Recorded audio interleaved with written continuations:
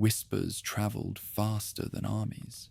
In the mountains of Persia, a brotherhood emerged whose dagger reshaped empires without commanding one. The Hashashins served no king, only conviction. Hidden in eagle nests of stone, they trained in silence, striking with precision that terrified sultans, caliphs, and crusader lords alike. Their power lay not in numbers, but in certainty. Any enemy could fall, anywhere, at any moment.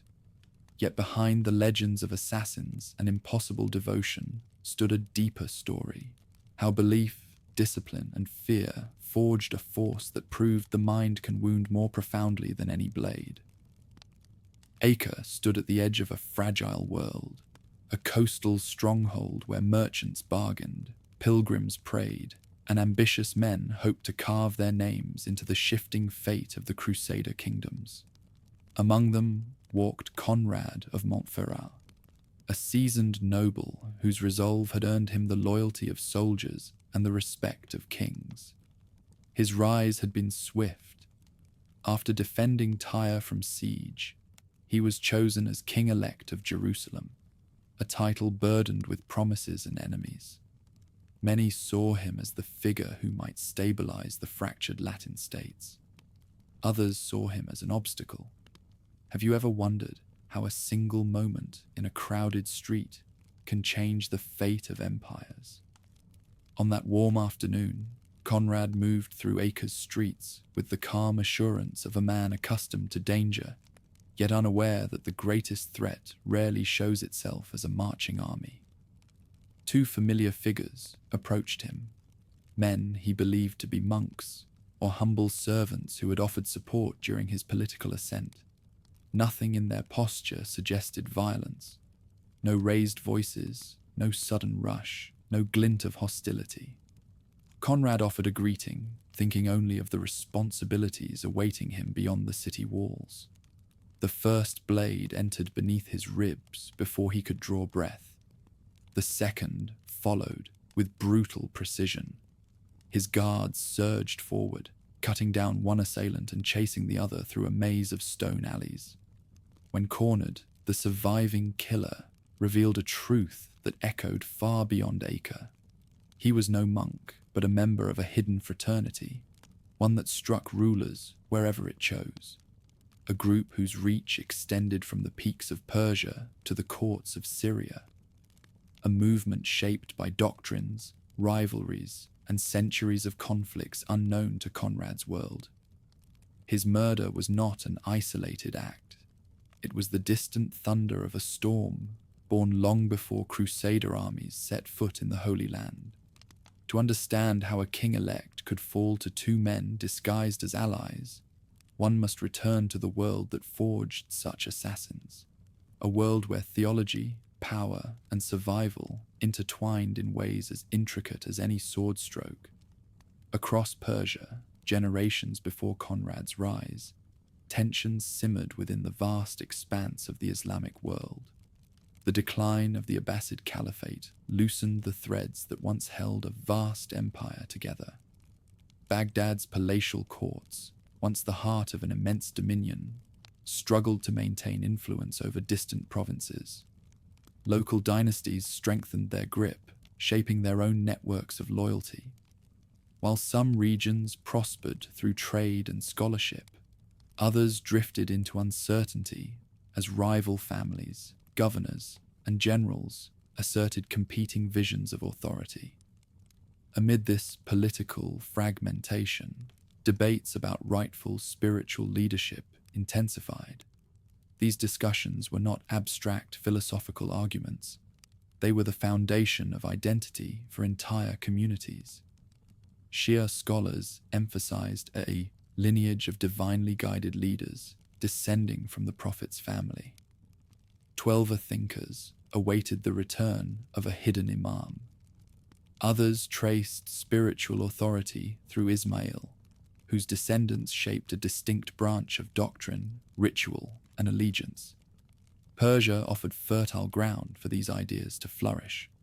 Cities like Ray and Isfahan became crossroads where scholars, travelers, and preachers exchanged interpretations and contested truths. In these circles, a young man named Hasan, later known as Hasan-i Sabbāh, received his education. Born into a Twelver household, he encountered the intellectual diversity of his time early. Arguments flowed from one lesson to the next. Questions of divine authority, succession, and the nature of leadership. Hasan's transformation began not through dramatic visions or miracles, but through earnest debate. A visiting Ismaili preacher challenged his assumptions, unveiling layers of meaning within scripture that Hasan had not previously considered. Doubt intertwined with fascination. Over time, the preacher's words took root, and what began as skepticism evolved into conviction. Conversion in this era was never a quiet matter.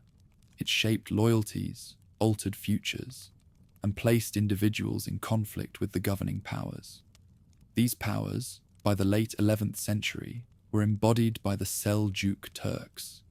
Their empire spanned from Central Asia to the Mediterranean, upheld by disciplined soldiers and guided by Sunni orthodoxy. To the Seljuks, Ismaili teachings represented not just theological error, but political danger. Any community claiming allegiance to an imam outside the recognized authority threatened the coherence of Seljuk governance.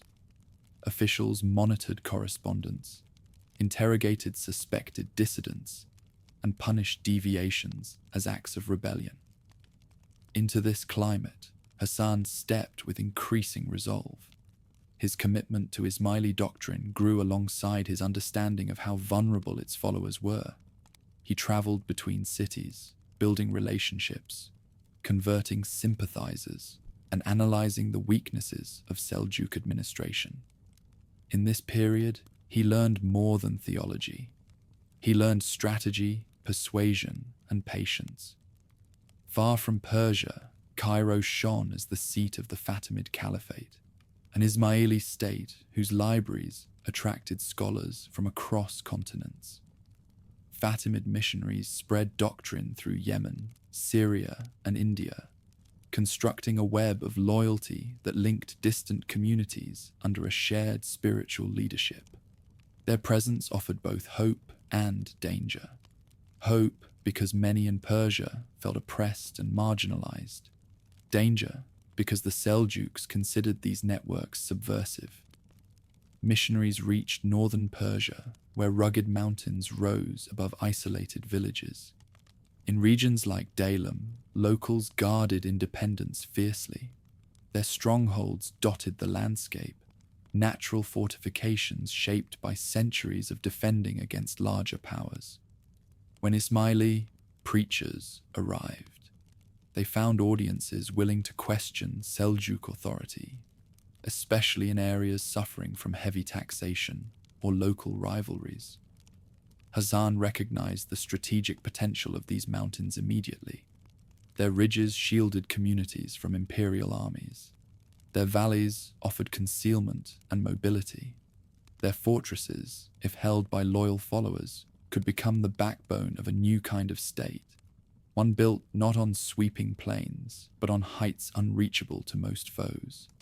Meanwhile, dissatisfaction grew across the Seljuk realm. Governors clashed with local elites, soldiers demanded pay, and merchants navigated unpredictable taxes. The empire's powerful viziers attempted to maintain order, yet every hard decision created new enemies. For many common people, the choice between loyalty and rebellion became less clear each year. Fear of instability pulled families into factions. A single rumor of a tax increase, a harsh new ruler, or an approaching army could unsettle entire districts. Under such conditions, covert movements gained momentum. Some joined the Ismaili cause quietly, drawn by promises of justice and unity. Others did so out of defiance.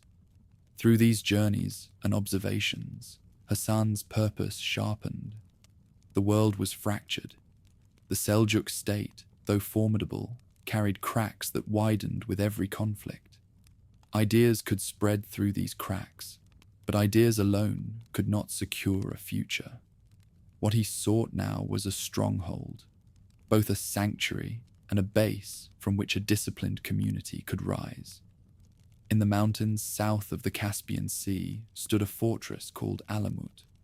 Remote, formidable, and held by a garrison increasingly sympathetic to dissident ideas, it represented more than a military asset.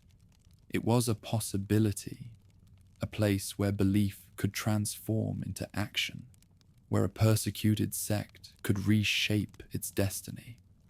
Long before Conrad fell beneath 2 blades in Acre, the roots of that act extended into these mountains, into Hassan's decisions, and into the world that had pushed him toward them.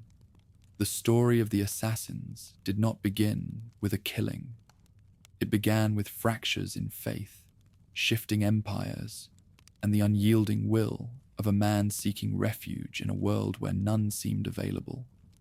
Beyond Persia's mountain corridors and the Seljuk palaces, where officials debated matters of empire, news of unrest traveled slowly.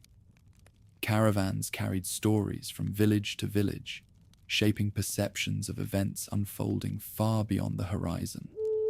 In towns perched along trade routes, travelers spoke of scholars in Cairo arguing about doctrine, of Seljuk generals securing distant frontiers, and of missionaries who arrived quietly and left behind new loyalties. These tales blended fact and rumor, yet each message revealed how deeply the Islamic world had entered a period of questioning.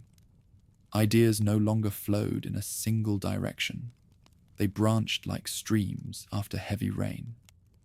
Across the Caspian littoral, communities often found themselves at the margins of imperial authority, caught between local traditions and the demands of faraway capitals. Village elders balanced the expectations of tax collectors with the concerns of families who feared losing what little they possessed. Into these regions stepped men shaped by conviction, moving from settlement to settlement, sharing teachings in private homes or secluded gardens. Their arrival did not always cause immediate transformation. It planted possibilities. A debate sparked over supper, a whispered conversation during a walk, a question posed at the edge of a field.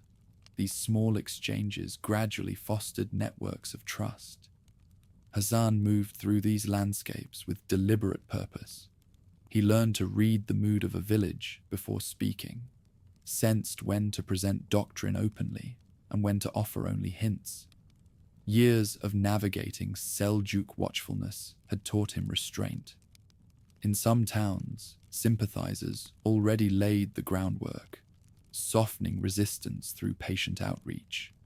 In others, fear of reprisal forced discussions into late-night gatherings behind shuttered doors. This steady, careful expansion laid the foundation for something larger, though few could yet imagine what form it would take. Escalating tensions within the Fatimid realm influenced this delicate work. When internal disputes fractured their leadership, adherents across the east had to choose where to place their allegiance.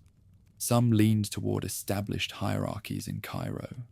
Others followed lines of succession they believed more legitimate. This decision affected not only prayers and rituals, but also alliances, loyalties, and security.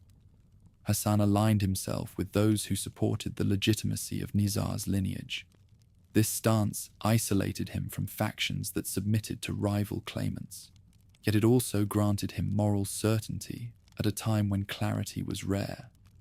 Meanwhile, Seljuk administrators grew increasingly wary of doctrines they considered destabilizing. Lists of suspected dissidents circulated among governors, and informants traveled roads as frequently as merchants. Arrests occurred in periodic waves, each one deepening resentment in communities already uneasy under foreign rule. Families torn apart by accusations remembered these injuries. As children grew into adulthood, many adopted the beliefs their parents had once concealed. A cycle emerged. Repression strengthened commitment rather than extinguishing it.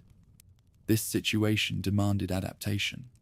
Hasan and his companions refined their methods, turning to coded messages, discreet signals, and strategic dispersal.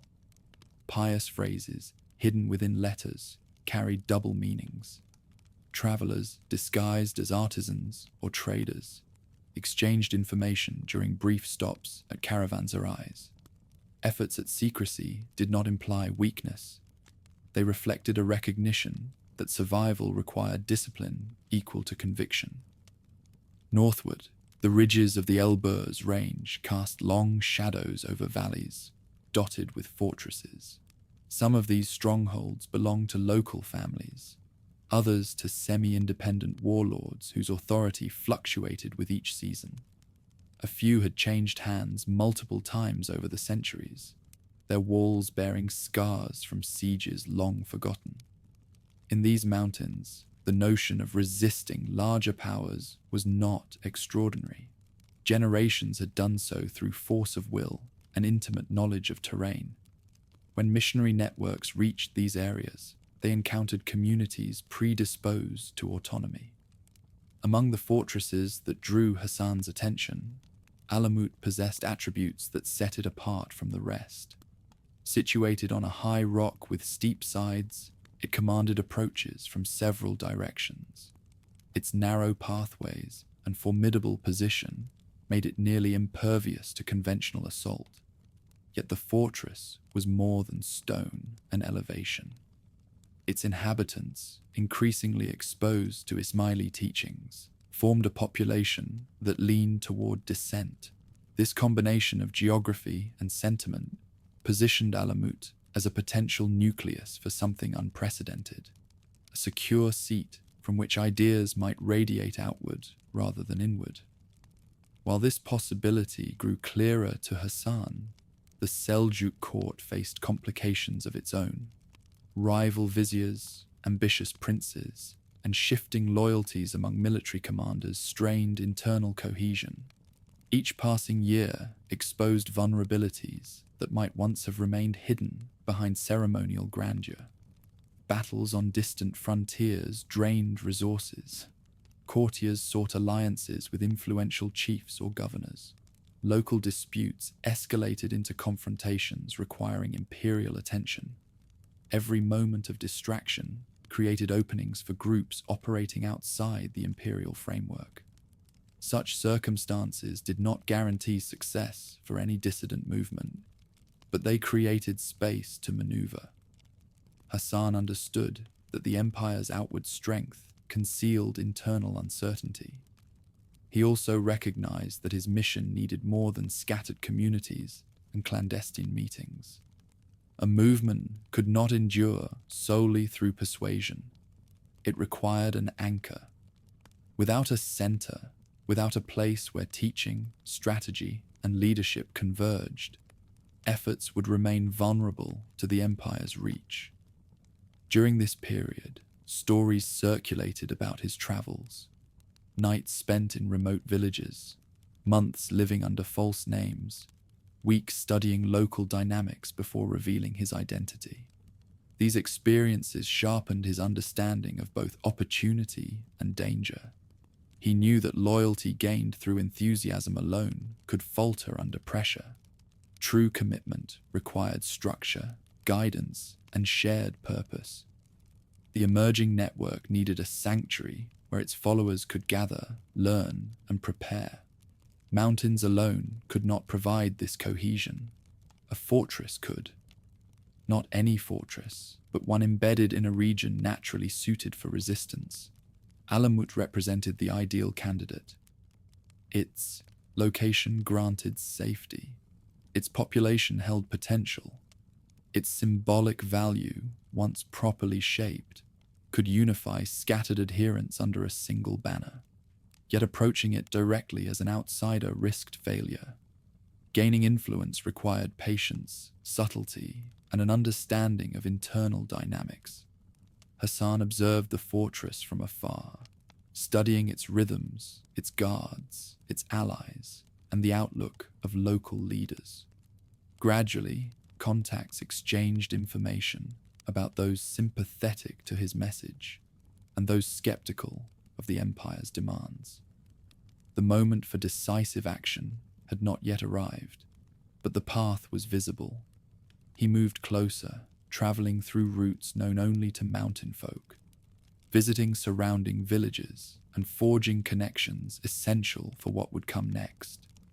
Beyond these local developments, the larger Islamic world continued to fracture. Debates about succession and divine authority influenced politics far beyond religious scholarship. Preachers drew parallels between past injustices and present conditions. Urban unrest sparked by taxation or corruption often carried undertones of sectarian tension. This convergence of grievances produced an atmosphere where ideas could move quickly through the population. A message that spoke to both spiritual yearning and political frustration gained momentum. As the century drew toward its final decades, the Seljuk court's authority shifted yet again. Leadership changed hands due to illness, intrigue, or sudden death. Each transition left portions of the empire uncertain about policy or allegiance. For those who opposed Seljuk control, these fluctuations served as reminders that imperial stability could not be taken for granted. Movements guided by determination and purpose could exploit this uncertainty if they acted with precision. Hasan understood the significance of timing. If his plans advanced too quickly, they risked attracting overwhelming force. If they moved too slowly, communities might lose faith or fall under harsher control. His strategies required a balance between expansion and concealment. Reports of his activities sometimes reached Seljuk officials, prompting searches or interrogations. Yet each time, he managed to evade capture. Allies hid him in secluded dwellings or guided him along mountain paths, invisible from the main roads. In these years, his role shifted from itinerant preacher to organizer, capable of envisioning a structure that transcended individual villages.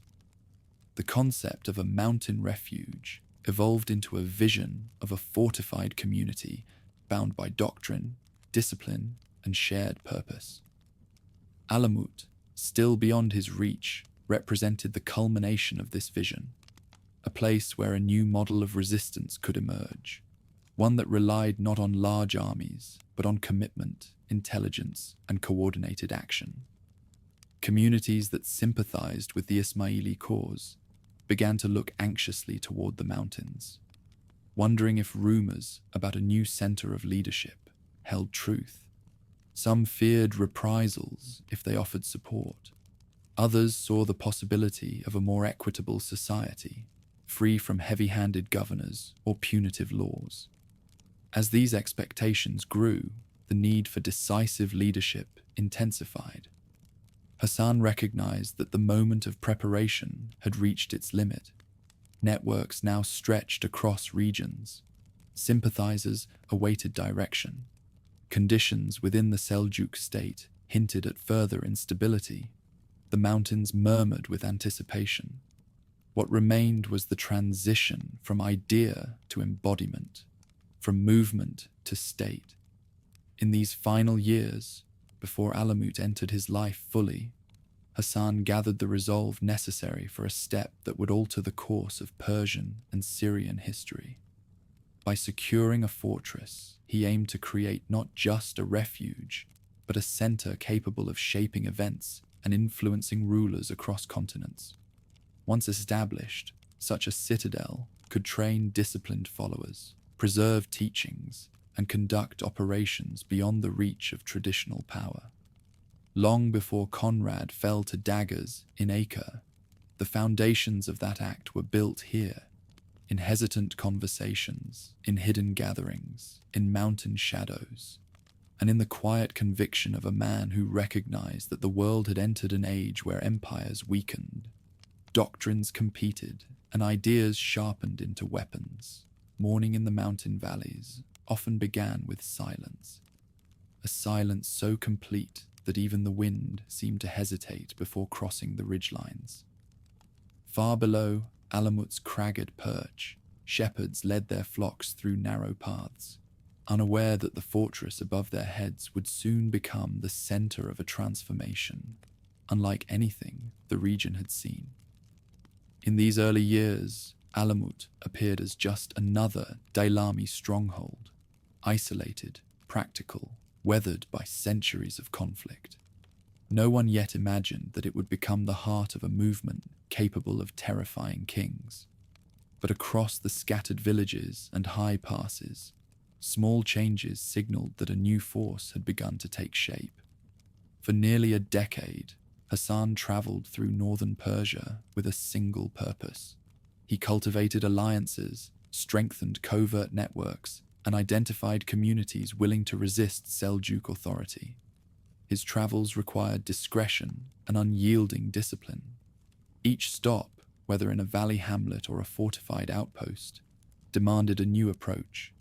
Sometimes he spoke openly. Other times he listened, waiting for moments when trust revealed itself. His reputation grew among those who sought alternatives to imperial domination. Yet he remained cautious, a rumor in the wrong place, an indiscreet follower, a careless word. Any misstep could undo years of patient preparation. The Ismaili missionary hierarchy, known as the Dawah, provided a structure that guided Hasan's efforts. Experienced preachers coordinated activity across regions, ensuring that each new convert received instruction and support. Through this system, he built a foundation sturdy enough to support ambitious plans. Still, the Dawah alone could not guarantee survival. Persecution intensified whenever Seljuk authorities uncovered even whispers of dissent. Hasan's networks had to be more than ideological. They had to be resilient. In these circumstances, his attention shifted toward the northern mountains. The region's geography shaped its people, independent, wary of outsiders, and accustomed to guarding what little autonomy they possessed. Here, dynasties rose and fell with local loyalties. Fortress lords acted as semi-independent rulers, negotiating with or resisting larger powers depending on circumstance. This fractured landscape offered advantages.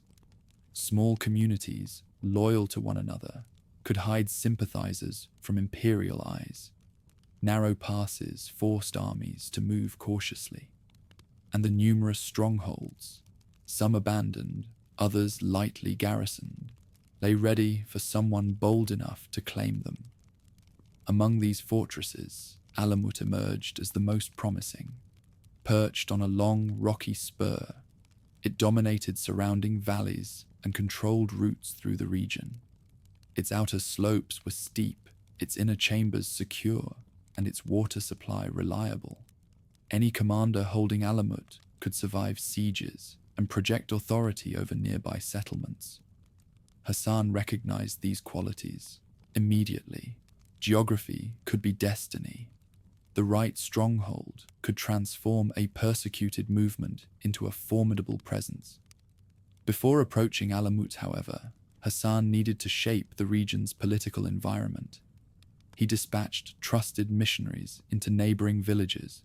Their task was simple but essential: build relationships, offer guidance, and cultivate loyalty.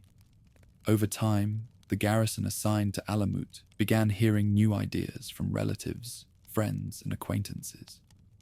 Not all converts joined out of devotion. Some sought refuge from Seljuk pressure. Others looked for leadership beyond corrupt local officials. Whatever their reasons, each new supporter expanded Hasan's influence. Throughout these years, Seljuk officials remained unaware of the quiet shifts occurring in the mountains. They focused on larger threats: rival princes, rebellious governors, and distant campaigns. A remote fortress near Daylem did not demand immediate attention. That allowed Hasan to move carefully.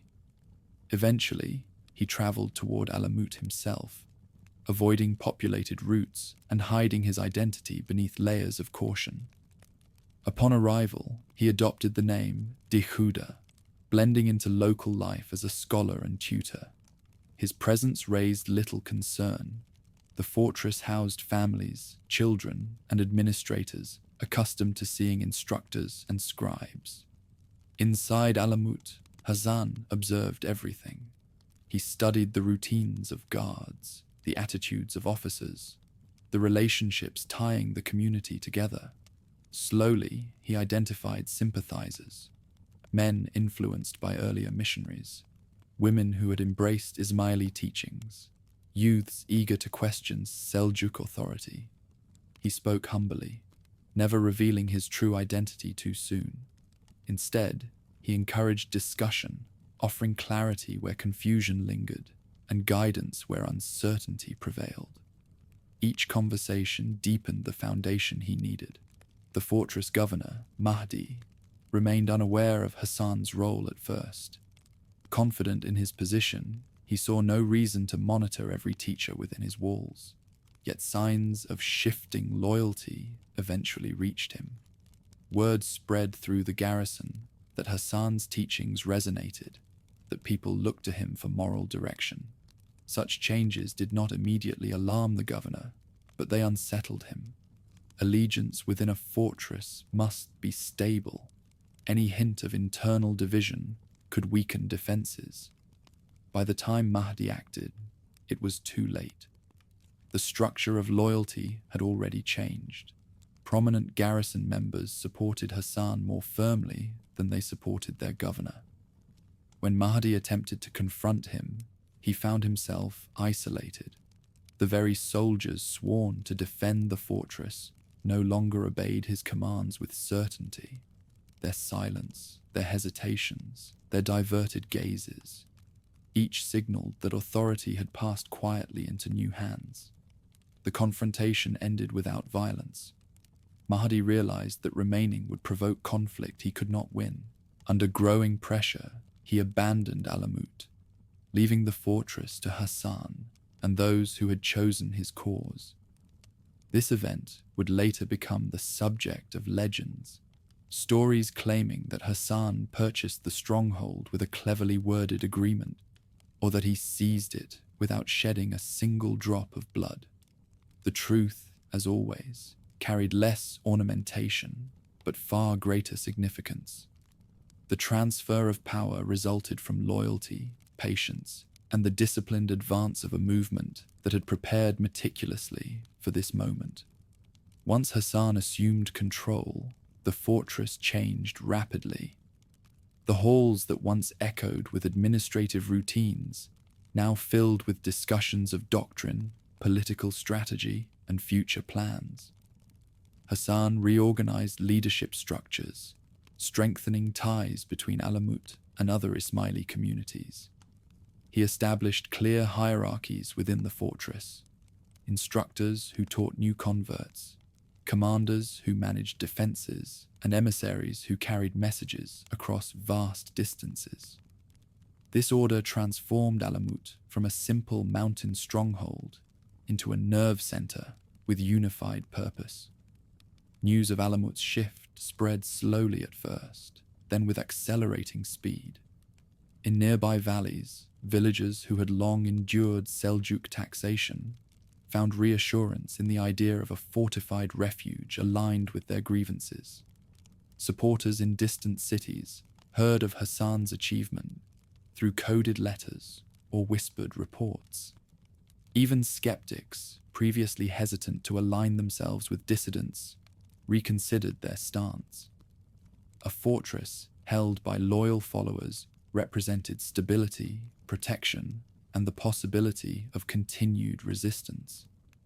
The Seljuk court responded with alarm once details reached the capital. Officials realized that a dissident leader had secured a nearly impregnable base in a strategically sensitive region. Armies were dispatched to retake Alamut, but the fortress defied conventional siege tactics. Narrow approaches limited the number of attackers.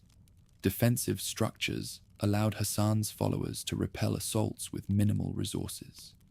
Moreover, the surrounding terrain made it difficult for imperial troops to supply themselves during prolonged campaigns. Seljuk efforts, though determined, achieved little. Each failed attempt strengthened the Ismaili position and deepened Hasan's reputation. His followers viewed him not only as a spiritual guide, but as a tactician capable of outmaneuvering an empire. Resistance became more organized. Outlying strongholds were fortified and brought into closer cooperation with Alamut. The network of mountain fortresses, once scattered and independent, started to resemble a coordinated landscape of defense. Alamut's significance extended beyond military strategy. Within its walls, Hasan reshaped the Dawah. He emphasized loyalty to Nizar's lineage, reinforcing the doctrinal foundation of the emerging Nizari movement. Leaders gathered to refine teachings, standardize communication, and establish protocols that would guide operations for decades. This internal consolidation mattered as much as territorial control. A fortress might withstand siege, but only a disciplined community could withstand time. From this secure base, Ismaili influence expanded across the region. Some communities strengthened their allegiance. Others entered negotiations with Hasan's representatives. In a world where imperial politics changed rapidly, many local leaders saw advantage in aligning themselves with a force capable of resisting external pressures. Each alliance broadened the movement's reach and increased its resilience. Yet Hasan's ambition extended further. Alamut provided the foundation, but the vision ahead required more than defense. The Seljuks remained powerful, capable of launching campaigns that could devastate even the strongest mountain refuge. Hasan understood that opposition to such an empire demanded unconventional methods. Direct confrontation would lead to destruction. Subtle influence offered a different path. The world beyond Alamut lay full of governors, generals, and viziers who shaped policy through fear or favor. If their decisions could be altered carefully, selectively, an entire empire could be influenced without the need for a traditional army. This realization would lead to tactics that reshaped the political landscape of Persia and Syria. But before these methods took form, the movement needed roots deep enough to endure pressure and a fortress strong enough to protect its purpose. Through patience, strategy, and conviction, Hasan had secured both. Alamut no longer belonged to a remote governor or a passing dynasty. It belonged to a movement defined by discipline, bound by belief, and guided by a man whose understanding of power differed from any ruler in the region. What began as a quiet shift within a mountain community now stood as the heart of a new order, one that had learned how to survive in the shadows and, when necessary, shape history from them. Even after Hasan secured Alamut, the fortress remained more promise than power. Stones alone could not guarantee survival. What mattered was how those stones would be used, how the narrow corridors, hidden chambers, and commanding terraces would be transformed into the framework of a new order. Alamut had changed hands quietly, without battle or spectacle, but the world beyond its walls had not yet understood what this shift signaled. To neighboring communities, the transition looked like a local dispute. To the Seljuks, it seemed a minor disturbance. Only Hasan grasped the deeper meaning. He now possessed a refuge able to withstand an empire's anger. The first priority was creating cohesion. Families living inside the fortress had grown accustomed to the previous governor's leadership, and while many supported Hasan's teachings, support alone did not constitute unity. He met with elders, mediators, and respected figures among the garrison. explaining how the fortress would operate under the new administration. Negotiations shaped the early rules, discipline in training, shared responsibilities in maintenance, and a council that could implement decisions quickly. Structure replaced uncertainty, and structure reduced fear. Alamut began to resemble not merely a captured fortress, but an organized community. Beyond organizing daily life, Hasan needed to secure the surrounding valleys. Mountain districts relied on complex networks of loyalty, often based on family connections or long-standing disputes. A fortress could not stand isolated. It needed dependable allies for food, communication, and reinforcements. Hasan sent emissaries to villages nearby, some openly, others discreetly, seeking agreements that benefited both sides. Villagers wary of Seljuk taxation found his proposals appealing. Those caught between rival clans saw potential stability in aligning with a stronghold governed by principles rather than shifting personal ambitions. As these alliances formed, the fortress took on a new role. People who once avoided its steep paths now climbed toward its gates carrying messages, grain, and news. With each exchange, Alamut drew closer to the world it intended to reshape. Those who visited witnessed the discipline of its inhabitants, the structured instruction in doctrine, the drills conducted on narrow terraces, the quiet dedication that marked Hasan's leadership. Word returned to the valleys describing not a band of fugitives, but a purposeful society. Hasan's presence guided every development. He rarely left the fortress, but his influence extended well beyond its walls. Reports from emissaries allowed him to adjust strategies in remote districts. Internal concerns reached him through counselors entrusted with maintaining order. His method of leadership relied on clarity. Everyone knew their role, their responsibilities, and the greater mission they supported. This clarity distinguished Alamut from the disordered politics of the Seljuk court, where rapid successions, rivalries, and shifting alliances often paralyzed decision-making. Meanwhile, those same Seljuk officials were beginning to sense that something unusual was taking shape in the north. At first, they dismissed the seizure of Alamut as an isolated incident, an inconvenience to be corrected when priorities allowed. But rumors accumulated. Villagers spoke of a man who had turned a remote fortress into a gathering point for dissidents. Merchants mentioned increased movement along mountain tracks. Some Seljuk officers, recalling earlier Ismaili activities, warned their superiors that this development could not be ignored. By the time the empire reacted, the moment of opportunity had already passed. The first punitive expedition moved toward the region with confidence. Seljuk armies had long experience in crushing uprisings. A single mountain stronghold seemed an insignificant obstacle, yet geography dictated the battle before soldiers even approached Alamut.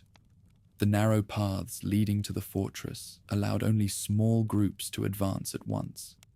Archers positioned along concealed terraces forced attackers to retreat repeatedly. Supply lines stretched over treacherous terrain. Winter threatened to trap armies in valleys where forage was scarce. Each difficulty magnified the next, and by the end of the campaign, the Seljuks withdrew without achieving any meaningful objective. Their failure transformed the perception of Alamut. Communities that had once observed Hasan's rise with caution began to recognize the fortress as a serious power. Its people had withstood an empire's first blow. More villages aligned themselves with the movement. Some did so out of sympathy for the Ismaili cause. Others sought protection from Seljuk reprisals.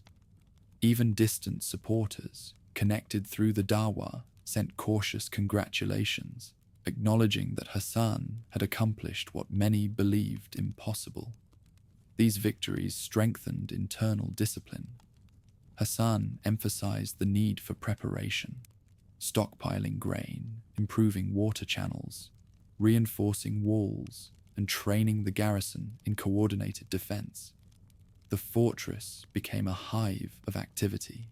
Stonemasons worked through long daylight hours, smiths produced weapons and tools, and trainees practiced maneuvering in tight spaces. Nothing inside Alamut was left to chance. Every corridor served a logistical purpose. Every terrace could be converted into a defensive post. Order bound the community together. Beyond Alamut, other fortresses had begun falling under Ismaili influence. Missionaries reached outlying districts in Kohistan, and some local commanders embraced the cause willingly. Others resisted at first, but found their positions untenable when faced with growing popular support. In time, fortified strongholds across the region formed a loose chain of cooperation. While each castle retained autonomy, all looked to Hasan for direction. His leadership unified what had once been fragmented. Seljuk officials felt the pressure of these developments. Advisors debated how to respond, whether through massive military campaigns, targeted arrests, or political negotiation. Their indecision favored Hasan. Every hesitation gave him space to fortify, organize, and expand. The empire, as large as it was, could not deploy armies everywhere at once. Conflicts on other frontiers required attention. Court factions that vied for authority hindered coordinated action. Internal problems drained resources long before they reached the mountains. Still, Hasan knew that Alamut could not rely solely on stone walls and mountain paths. The Seljuks remained powerful, and their armies could eventually overwhelm even the strongest positions if provoked enough times. The movement needed a strategy that avoided open war, yet influenced imperial decisions. Hasan understood that the empire's strength rested not only in soldiers, but in the decisions of a handful of individuals, viziers, governors, military commanders. If those individuals could be pressured, persuaded, or neutralized, the Seljuk advance might be slowed or redirected. Inside the fortress, discussions examined ways to accompany doctrine with strategy. How should the movement respond to future threats? What methods could protect isolated communities? How might the empire be made to hesitate before launching another campaign? These questions did not yet have definitive answers, but the seeds of later tactics began forming in this environment. The fortress became not only a military refuge and spiritual center, but a laboratory for political innovation. While Hasan contemplated future challenges, his followers strengthened internal cohesion. Lessons in doctrine emphasized loyalty to Nizar's lineage, reinforcing a narrative that legitimized their break from rival Ismaili factions. Disciples internalized not only theological principles, but a shared sense of destiny, a belief that their survival served a greater purpose than personal safety. This worldview cultivated unity at a depth that mere force could not achieve. In the Seljuk capital, the situation grew more complicated. Conflicts among princes and advisors destabilized decision-making. Rivalries erupted at court, each side accusing the other of incompetence or corruption. These struggles distracted from frontier issues, especially those involving remote mountain fortresses. While the empire debated internal matters, Hasan moved steadily, unseen by most, but shaping events with calculated precision. Over time, the seizure of Alamut became something greater than a local rebellion. It marked the birth of a miniature state, one without the sprawling cities of great empires, but possessed of something more potent: unity, discipline, and strategic vision. Hasan's leadership, grounded in conviction and sharpened by adversity, turned his followers into a community capable of operating under immense pressure. the fortress that once changed hands quietly now stood as the center of a movement determined to survive the world's hostility. Seljuk generals would return, campaigns would resume, armies would attempt what earlier forces had failed to accomplish.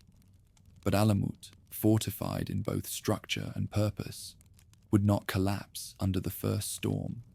Hasan had secured what he needed: a stronghold resilient against imperial assault, a network loyal to its mission, and a foundation upon which new strategies could emerge. What lay ahead would challenge this foundation, pushing the movement into methods that would terrify adversaries and reshape political dynamics across Persia and Syria. But for now, the fortress stood firm, its walls bearing witness to the moment when a wandering preacher transformed belief into a base of revolution. Long before dawn broke over the limestone ridges of the Syrian coast, flickers of torchlight crawled along the mountain paths, leading toward a citadel called Masyaf. The fortress stood atop a crag overlooking orchards, scattered villages, and distant plains where crusader banners fluttered among the ruins of past battles. Travelers who passed through these lands often spoke of the region as one of crossroads and contradictions. Latin knights rode beside Armenian merchants, Arab emirs negotiated truces with Franks, and Turkish commanders fought one another while watching foreign armies build new castles on their borders. Here, certainty was ephemeral. Alliances shifted with the seasons. A single rumor could alter the fate of a town. This landscape, fractured, competitive, and unpredictable, created an opening for the Nizari movement to expand beyond Persia. Emissaries had traveled westward even before Alamut reached full consolidation, assessing whether pockets of support might exist among mountain communities. They found in Syria a political environment ripe for careful influence. No single power dominated the region. Seljuk princes controlled some districts, Crusader lords others, and small local dynasties maintained their own authority wherever the terrain allowed. Each force competed for tribute, allegiance, or survival. For a movement accustomed to navigating hostile environments, Syria offered possibilities Persia could not. The earliest Nizari footholds in Syria were modest. A few small fortresses, purchased or negotiated through alliances, provided shelter for missionaries who worked quietly among villages. These outposts lacked the formidable defenses of Alamut, but they offered proximity to important political centers: Antioch, Aleppo, Damascus, and the Crusader ports along the Mediterranean. From these positions, Nizari representatives observed the shifting relationships between local lords, noting who opposed Seljuk influence, who resisted Crusader expansion, and who might be open to cooperation.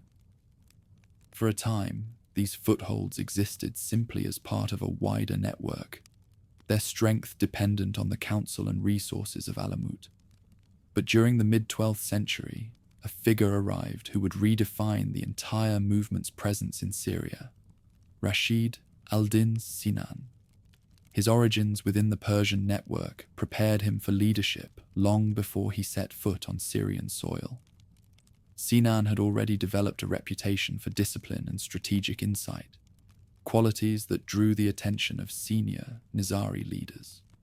When Alamut sought someone capable of overseeing activity in the West, someone who could balance subtle diplomacy with decisive action, Sinan emerged as the ideal candidate. His journey across the mountains and deserts toward Masyaf marked the beginning of a new chapter, one where the Syrian frontier would gain a leader whose name would echo in chronicles and legends alike. Upon arriving, Sinan encountered a region defined by tension. Crusader states pressed inland in search of resources and influence. Muslim rulers, fragmented by rivalries, struggled to resist them. Local emirs balanced loyalty to larger powers with their own ambitions. Every authority faced multiple threats, and none could afford to ignore the unique capabilities the Nizaris offered: information, covert communication, and a readiness to act where armies hesitated. Sinan's leadership style adapted seamlessly to these conditions. He moved among the Syrian fortresses, Masyaf, Kadmus, Al-Kaf, establishing order, assessing strengths and weaknesses, and cultivating loyalty. His arrival restored coherence to communities that had previously operated with limited coordination.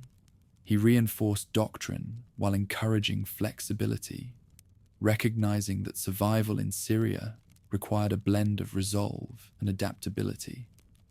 Under his guidance, the fortress network developed not only as a defensive system, but as a political tool capable of influencing regional affairs. News of his effectiveness spread quickly through the mountains. Local villagers reported seeing him meet with tribal leaders, monks from Christian monasteries, and envoys from distant cities. While he never abandoned the doctrinal foundation of the Nizari movement, he understood that survival required more than internal unity. It required maneuvering through the ambitions of others. Sinan's capacity to navigate these complexities earned him a reputation distinct from Hasan's. Where Hasan built from discipline and doctrine, Sinan built from presence and precision. These qualities drew attention from Crusader and Muslim leaders alike. Some sought alliances with the Nizaris, hoping to secure their neutrality or enlist their help against rivals. Others viewed the movement with suspicion, wary of its unpredictable influence. Among these figures rose one whose future would intersect with Sinan's repeatedly: Salah ad-Din Yusuf ibn Ayyub, the military commander destined to unify much of Syria and Egypt under his rule. At the time of Sinan's arrival, Salah ad-Din had not yet reached the height of his power, but his ambitions were clear. He sought to stabilize the region, eliminate rival claims, and prepare for campaigns against Crusader strongholds. His rise threatened every faction that relied on the fractured nature of Syrian politics, Nizari or otherwise. Sinan observed his growing influence with careful attention. The question was not whether conflict between them would occur. It was only a matter of when and under what circumstances. Before these confrontations unfolded, Sinan strengthened the identity of the Syrian branch. He refined the training of local Fida'i, integrating them into a culture shaped by the rugged environment and the political volatility of the region. Their missions required navigating Crusader cities, Seljuk courts, and independent lordships, each with its own customs and defenses. Training adapted accordingly. Operatives learned the mannerisms of Latin monks, the dialects of coastal towns, and the etiquette of princely courts. Every assignment demanded more than execution. It required understanding. At the same time, Sinan cultivated an aura around his leadership. Visitors described him as calm, deliberate, and unyielding. Stories spread of private audiences, where he spoke with a quiet authority that commanded immediate respect. The uncertainty surrounding his origins only enhanced his image. Some claimed he possessed extraordinary knowledge. Others whispered that he could predict betrayal or foresee danger.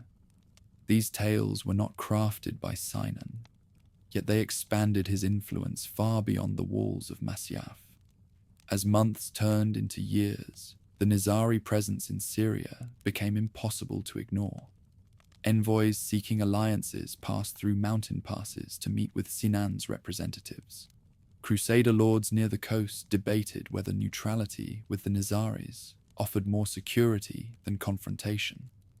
Muslim emirs weighed alliances based not only on immediate advantage, but on the potential consequences of antagonizing a group capable of striking unpredictably.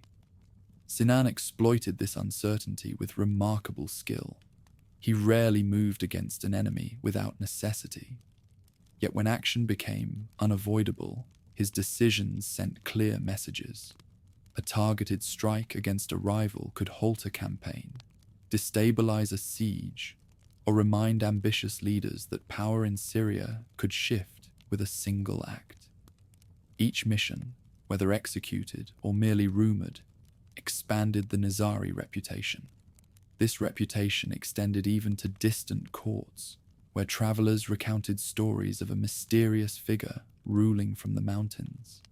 The West would later call him the Old Man of the Mountain, a title shaped by myth rather than fact, yet rooted in the impression he left on all who encountered him.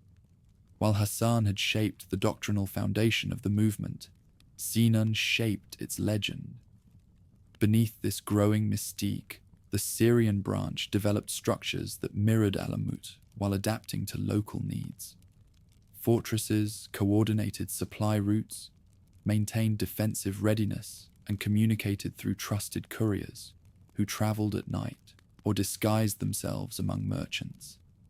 The region's geography, steep cliffs, narrow passes, and thick forests, provided natural protection for these operations. Each stronghold served as both sanctuary and watchtower, observing the movements of crusader armies, Seljuk detachments, and local militias. As Sinan's authority grew stronger, the fortress of Masyaf evolved into a center of strategy. From its towers, scouts surveyed the surrounding countryside. Its halls hosted emissaries who traveled long distances to exchange news. Its armories stocked weapons not for open warfare, but for precision, the hallmark of Nizari operations.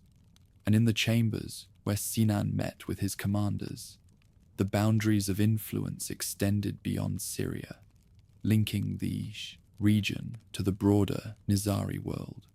By the time Salah ad-Din began consolidating power against his rivals, the Syrian Nizaris had become a force neither crusader nor Muslim rulers could ignore.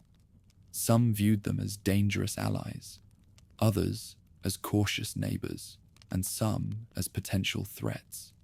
Yet Sinan maintained control through balance, offering neutrality when beneficial, cooperation when advantageous, and resistance when necessary. This equilibrium prepared the region for confrontations that would soon involve some of the most influential figures of the era. As military campaigns intensified, fortresses changed hands, and alliances shifted, the Syrian Nizaris under Sinan would navigate every development with the same disciplined precision that defined their rise. The Syrian frontier had given the movement space to grow. Under Sinan, it gave them something more: identity, presence, and a reputation that would shape how rulers across the Middle East calculated every decision. Even as Sinan solidified his authority in the mountains, conflict churned across Syria with increasing intensity. Borders expanded and contracted in rapid succession. Towns changed rulers in the span of weeks, and envoys traveled constantly between courts, carrying proposals for truces that rarely outlasted the ink used to write them. In this unsettled environment, the Syrian Nizaris adapted quickly, shaping their strategy around the unpredictability that defined the region. Their strength did not lie in commanding vast armies or controlling sweeping plains. It lay in timing, discretion, and an understanding that even the smallest action could influence the momentum of entire campaigns. Local lords recognized this pattern. A single misstep could draw the Nizaris' attention, while a slight gesture of respect could secure years of peace. As a result, diplomacy with Sinan rarely followed formal protocol. Agreements often emerged from casual meetings in secluded groves or exchanges at night along mountain paths. Some rulers sought temporary neutrality. Others requested mediation in disputes. These interactions varied widely, but each one expanded the Nizari's understanding of the political landscape and allowed Sinan to position his followers with precision. Meanwhile, Crusader states along the coast observed the rise of the Nizaris with a mixture of caution and curiosity. Their castles overlooked trade routes leading into the mountains, and their leaders monitored any force capable of altering the balance of power. Envoys from Latin courts occasionally visited Masyaf or passed messages through intermediaries. These contacts did not represent alliances, but rather attempts to understand a faction that moved quietly through territories where traditional armies struggled to operate. Sinan received these messengers with a calm that left strong impressions. He offered neither hostility nor eagerness, only measured responses that revealed no more than necessary. Salah ad-Din's ascent shifted the dynamics further. As he expanded his authority across Egypt and Syria, absorbing territories weakened by internal disputes, he approached his campaigns with an overarching vision: unification. This ambition threatened every group that had relied on regional fragmentation to maintain autonomy. For the Nizaris, Salah ad-Din's rise demanded close observation. His methods differed from those of earlier leaders. He relied less on unpredictable alliances and more on calculated consolidation. His determination left little space for independent enclaves to flourish unchecked. Sinan met this challenge with remarkable steadiness. He neither provoked confrontation nor conceded to pressure. Instead, he evaluated the intentions behind Salah ad-Din's every move. Scouts monitored Ayyubid forces near frontier towns. Couriers tracked shifting alliances among Syrian emirs. Local supporters reported how Salah ad-Din's envoys treated mountain communities. This information shaped Sinan's decisions that reflected restraint even when tensions escalated. The first major clash between the two leaders emerged not from direct hostility, but from competing interests. As Salah ad-Din attempted to extend his control into northern Syria, he sought to bring local fortresses under his authority. Some of these fortresses maintained ties to the Nizaris. Their allegiances complicated Salah ad-Din's efforts and drew the attention of commanders who urged him to eliminate the threat. Sinan responded by deploying emissaries to negotiate terms, but those conversations rarely resolved the underlying tension. The mere presence of Nizari strongholds obstructed any straightforward path to unification. Eventually, Fida'i operations intersected with Salah ad-Din's campaigns. 2 attempts on his life occurred, one during a military encampment, another while he laid siege to a fortress.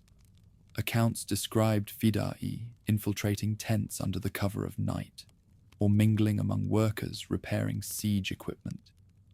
These actions, regardless of objective, illustrated the Nizari's ability to reach commanders even in the heart of secured positions. Soldiers responded with heightened vigilance, guards doubled their watches, and commanders questioned whether secrecy could ever be guaranteed. Despite these developments, Sinan did not seek prolonged war. He recognized that direct conflict with Salah ad-Din would strain the movement's resources and risk retaliation beyond what the Syrian Nizaris could manage. Instead, he sought a controlled resolution, one that preserved autonomy without provoking further escalation. Envoys eventually arranged a meeting, perhaps not face-to-face, but through messages delivered with careful wording. The outcome was pragmatic. Both sides agreed to reduce hostilities. Neither would threaten the other unless provoked. This arrangement allowed Sinan to maintain his strongholds while enabling Salah ad-Din to focus his energies on campaigns against the Crusaders. This negotiated equilibrium shaped how the Syrian Nizaris operated in subsequent years. They avoided unnecessarily entangling themselves in broader conflicts, while maintaining influence through selective intervention. Crusader lords, too, recognized this pattern. Some chose to maintain neutrality. Others attempted to cultivate relationships with the Nizaris to stabilize their frontier positions. Under Sinan's guidance, these interactions remained consistent with the movement's broader strategy: avoid open wars, reinforce autonomy, and influence events without exposing the community to catastrophic retaliation. Inside Masyaf, daily life reflected this balance. The fortress blended normalcy with heightened readiness. Farmers tended mountain fields. Artisans supplied tools and provisions. Scholars taught doctrine in shaded courtyards. Yet beneath this calm lay constant vigilance. Scouts monitored distant roads. Fida'i trained on secluded terraces, and messages carried across Syria returned with reports of political shifts. Sinan maintained a central role in interpreting these developments. His decisions shaped the movement's path: when to intervene, when to withdraw, and when to allow events to unfold without interference. His reputation continued to grow beyond Syria. Travelers from Damascus, Aleppo, and the coastal Crusader ports carried stories about him. Stories shaped by admiration, fear, curiosity, or misunderstanding. Some claimed he possessed extraordinary insight, able to predict treachery before it occurred. Others believed he communicated with Alamut through secretive methods unavailable to ordinary leaders. These accounts varied, but they shared a common theme. Sinan represented something distinct, something that blurred the line between political actor and symbol. Under his leadership, the Syrian Nizaris developed a sense of identity that complemented the Persian heartland while remaining uniquely shaped by their environment. Their fortresses reflected the rugged character of the northern mountains. Their strategies adapted to the fragmented politics of the Levant, and their reputation grew independently of the legends surrounding Hasan. While Alamut provided doctrinal foundation, Masyaf gave the movement a voice in the west. The Syrian branch's presence influenced alliances among Muslim rulers as much as it shaped Crusader strategies. Some emirs sought Nizari neutrality before launching campaigns against their rivals. Others feared provoking them. Even Crusader commanders, who had no intention of cooperating with the Nizaris, reconsidered travel routes or tightened palace security whenever rumors circulated about Fida'i activity. The psychological impact of the movement extended far beyond the number of operatives within their ranks. As decades passed, Sinan's authority remained steady. He adapted to new challenges, mediated internal disputes, and guided the Syrian Nizaris through storms of changing leadership across the region. Crusader kingdoms fractured and reformed. Ayyubid princes inherited territories, quarreled or sought consolidation. Yet amid these shifting alliances, the Nizaris maintained their foothold.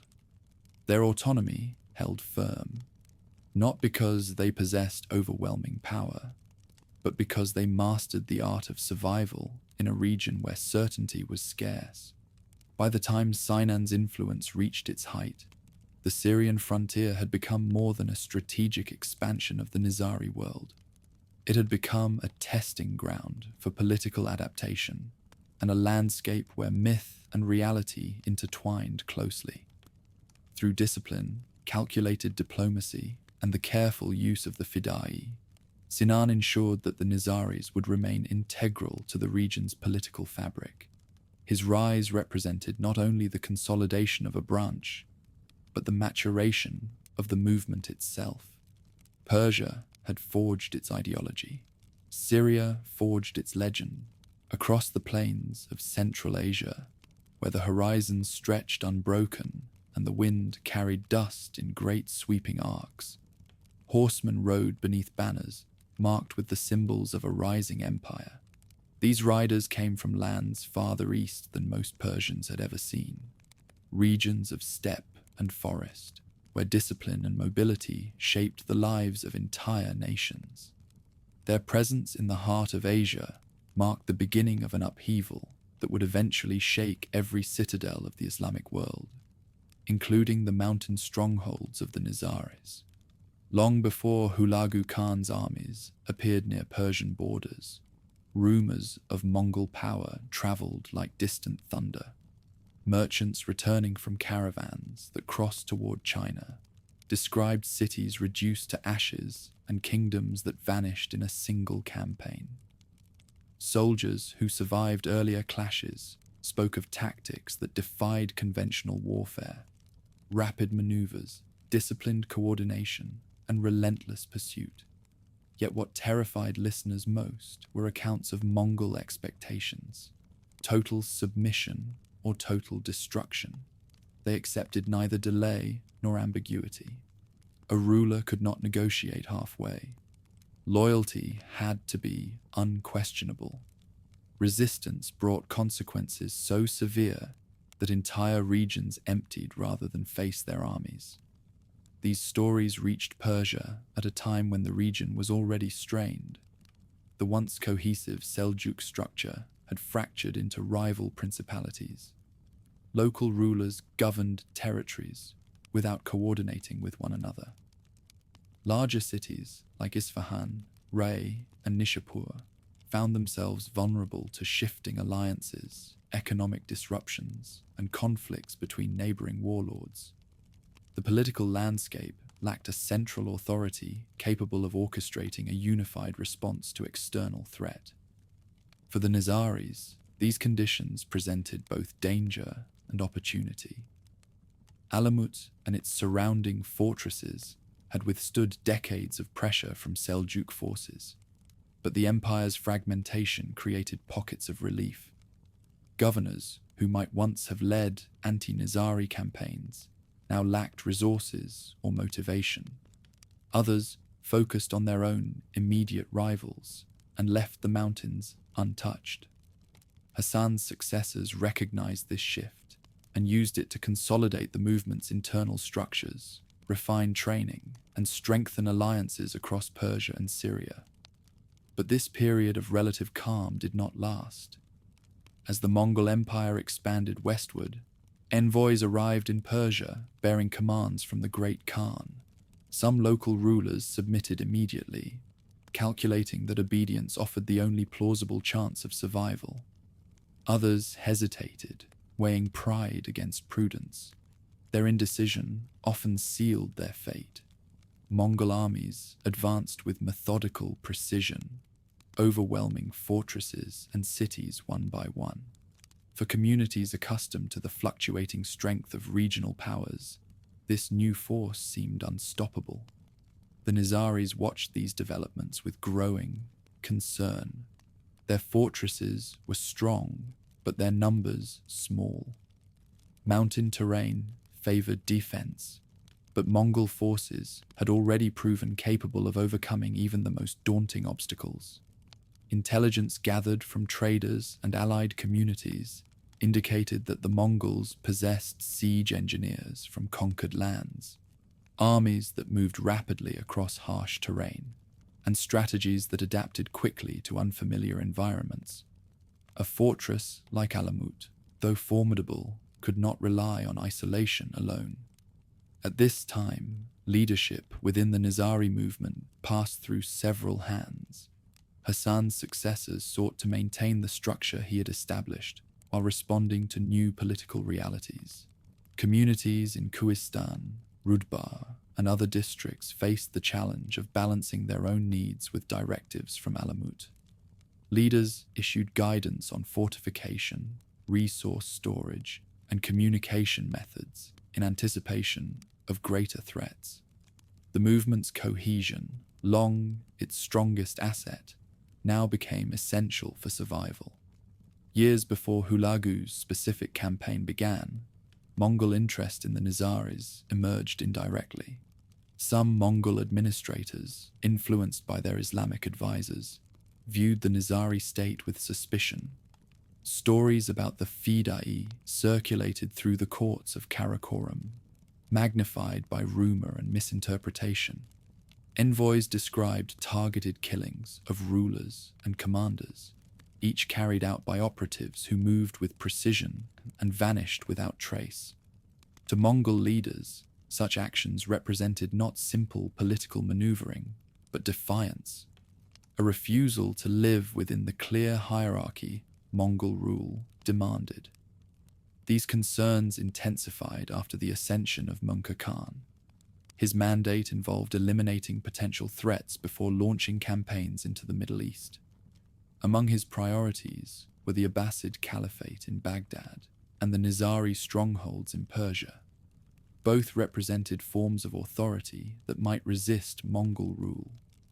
As a result, Munka instructed his brother Hulagu to move west with a force large enough to crush any opposition that stood in his way. Hulagu approached this task not as a single campaign, but as a systematic restructuring of the region. He brought engineers skilled in siegecraft, commanders experienced in long-term operations, and logisticians capable of moving supplies across vast distances. The size of his army dwarfed anything the Nizaris had encountered before. Reports of his preparations traveled quickly along trade routes and reached even remote mountain villages. The scale of the expedition suggested that submission, negotiation, or resistance would soon require clear decisions. The first Nizari responses attempted diplomacy. Envoys carried messages expressing respect and seeking peaceful relations. They offered tribute or assurances of neutrality. Hulagu received these gestures but continued his advance. The Mongol approach did not easily accommodate divided authority or independent enclaves. From their perspective, a fortified mountain network capable of covert operations posed an unacceptable risk. Internal debates within the Nizari leadership reflected the gravity of the situation. Some argued for continued negotiation, hoping to demonstrate that the movement did not seek conflict. Others favored preparing the strongholds for prolonged sieges. A number of commanders voiced concerns that resisting the Mongols directly would provoke devastation beyond anything Persia had yet witnessed. These differing viewpoints revealed a movement grappling with a threat it had never encountered before. Meanwhile, fortresses across the region strengthened their defenses. Supplies were stored in stone chambers. Water systems were inspected and reinforced. Tunnels offering alternative escape routes were cleared or expanded. Messengers carried instructions to distant communities, urging them to prepare for the arrival of Mongol detachments. For the first time, the Nizaris faced an enemy whose reach extended beyond geography, whose strategies had destroyed empires far larger than the Seljuks. On the Mongol side, Hulagu's reconnaissance teams assessed the mountain terrain. Scouts mapped routes that could support the movement of siege engines. Engineers constructed equipment capable of striking from positions far below fortress walls. Their preparations revealed the difference between earlier Seljuk attempts and the forces now approaching. Hulagu did not expect quick victories. He planned for methodical campaigns designed to wear down resistance, exploit weaknesses, and erode morale. As the Mongol armies advanced deeper into Persia, communities across the region experienced the first tremors of the impending storm.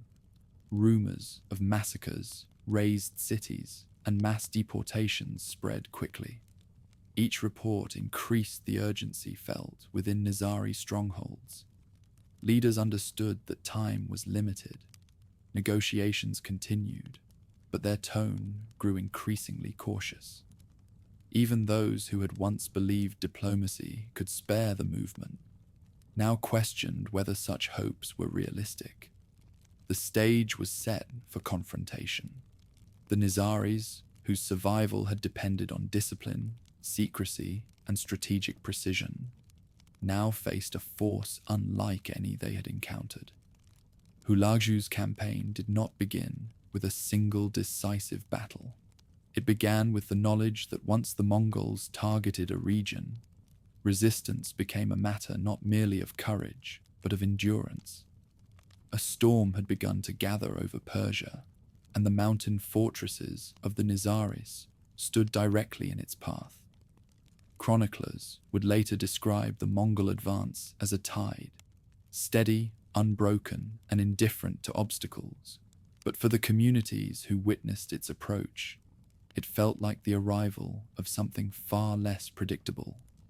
Riders appeared first on the distant edges of the horizon, then along riverbanks and caravan routes that had once been safe for merchants and travelers.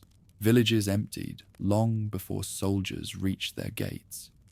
Fortresses that once resisted regional warlords surrendered at the sight of dust clouds rising from advancing columns.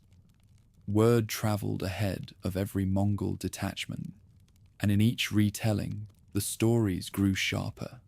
Uncompromising demands, swift retribution, and a discipline that left no room for negotiation once a verdict had been issued. As these reports spread, Nizari leaders recognized the need for unified strategy. Their fortresses stretched across regions with different environmental and political conditions. Some strongholds guarded narrow valleys, others perched on cliffs overlooking plains. Each fortress commander understood local terrain intimately. Yet the scale of the Mongol threat required coordination beyond regional familiarity.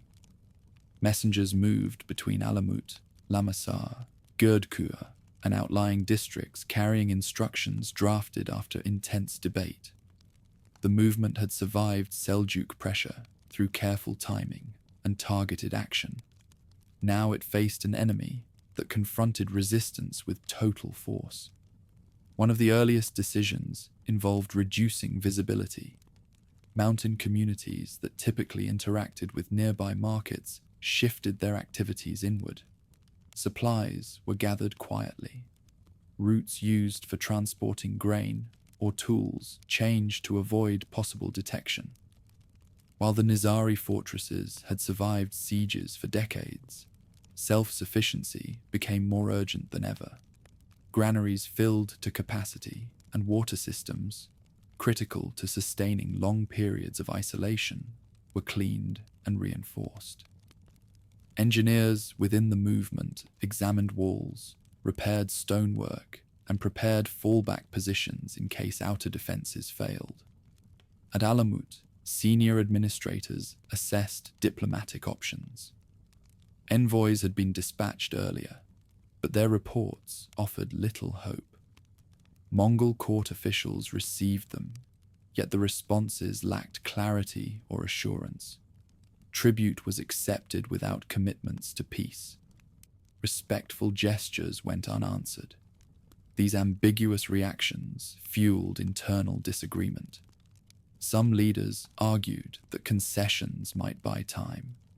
Others believed that delay would only strengthen the Mongols' preparations. The debate did not fracture the movement, but it revealed how unprecedented the situation had become. Meanwhile, the first Mongol detachments encountered fortified villages and strongholds outside Nizari territories. Their actions followed a familiar pattern: demands for submission, followed by immediate assault if negotiations faltered.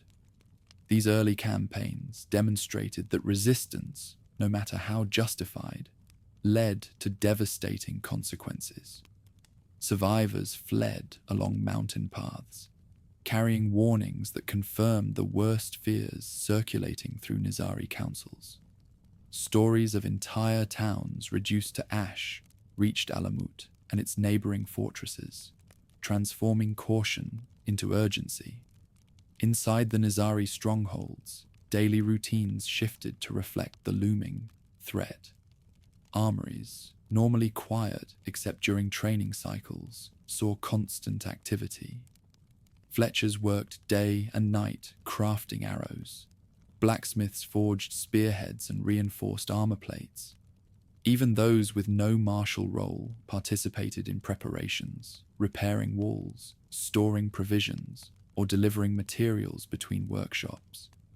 The sense of shared purpose unified communities that had long understood the cost of survival. Beyond the mountains, Mongol reconnaissance expanded. Hulagu's commanders mapped river crossings, measured distances between mountain passes, and identified paths where siege equipment could travel. Their scouts approached Nizari territories cautiously, aware that unfamiliar terrain demanded careful planning. When they encountered resistance, they withdrew to report, rather than risk unnecessary loss. This methodical approach revealed something unsettling. The Mongols did not treat Nizari fortresses as minor obstacles. They viewed them as targets requiring specialized strategies. At the same time, internal doubts emerged among Nizari leaders in the farthest districts. Some wondered whether the Mongols truly saw the movement as a central threat, or whether the fortresses stood simply in the path of a larger imperial campaign. Others questioned the wisdom of resisting a power that had crushed armies far larger than any force the Nizaris could gather. These concerns did not reflect wavering loyalty, but pragmatic fear. The movement had endured for decades by making calculated decisions. Now calculation offered no comforting answers. Diplomacy continued despite uncertainty. New envoys traveled with messages crafted to demonstrate cooperation. They carried explanations of the movement's history, assurances of peaceful intent, and offers of tribute. In some cases, Mongol representatives responded politely. Yet these gestures lacked decisive commitments. The Nizaris understood that while negotiation remained possible, nothing guaranteed that it would spare their strongholds. Tension grew when information reached Alamut, suggesting that some advisors in the Mongol court viewed the movement's existence as incompatible with Mongol rule. These advisors, often individuals familiar with Persian politics, described the Nizaris as capable of striking without warning. Their assessments, shaped by fear and misunderstanding, contributed to the perception that the mountain fortresses posed a threat that had to be eliminated before the Mongols could secure their authority in the region. Across Nizari territories, leaders sought to maintain morale while preparing for multiple scenarios. Some fortresses were instructed to endure siege as long as possible. Others were advised to negotiate and submit if overwhelmed. The movement had no illusion of matching Mongol numbers, but it hoped to delay their advance, force negotiations, or divert attention toward other targets. The priority was preservation of the community, even if strongholds were lost. As months passed, the first major Mongol operations in Persia revealed the scale of the challenge ahead. Cities that resisted fell rapidly. Those that surrendered often saw their elites replaced and their structures absorbed into the Mongol administrative system. These transformations demonstrated that the Mongols did not merely conquer.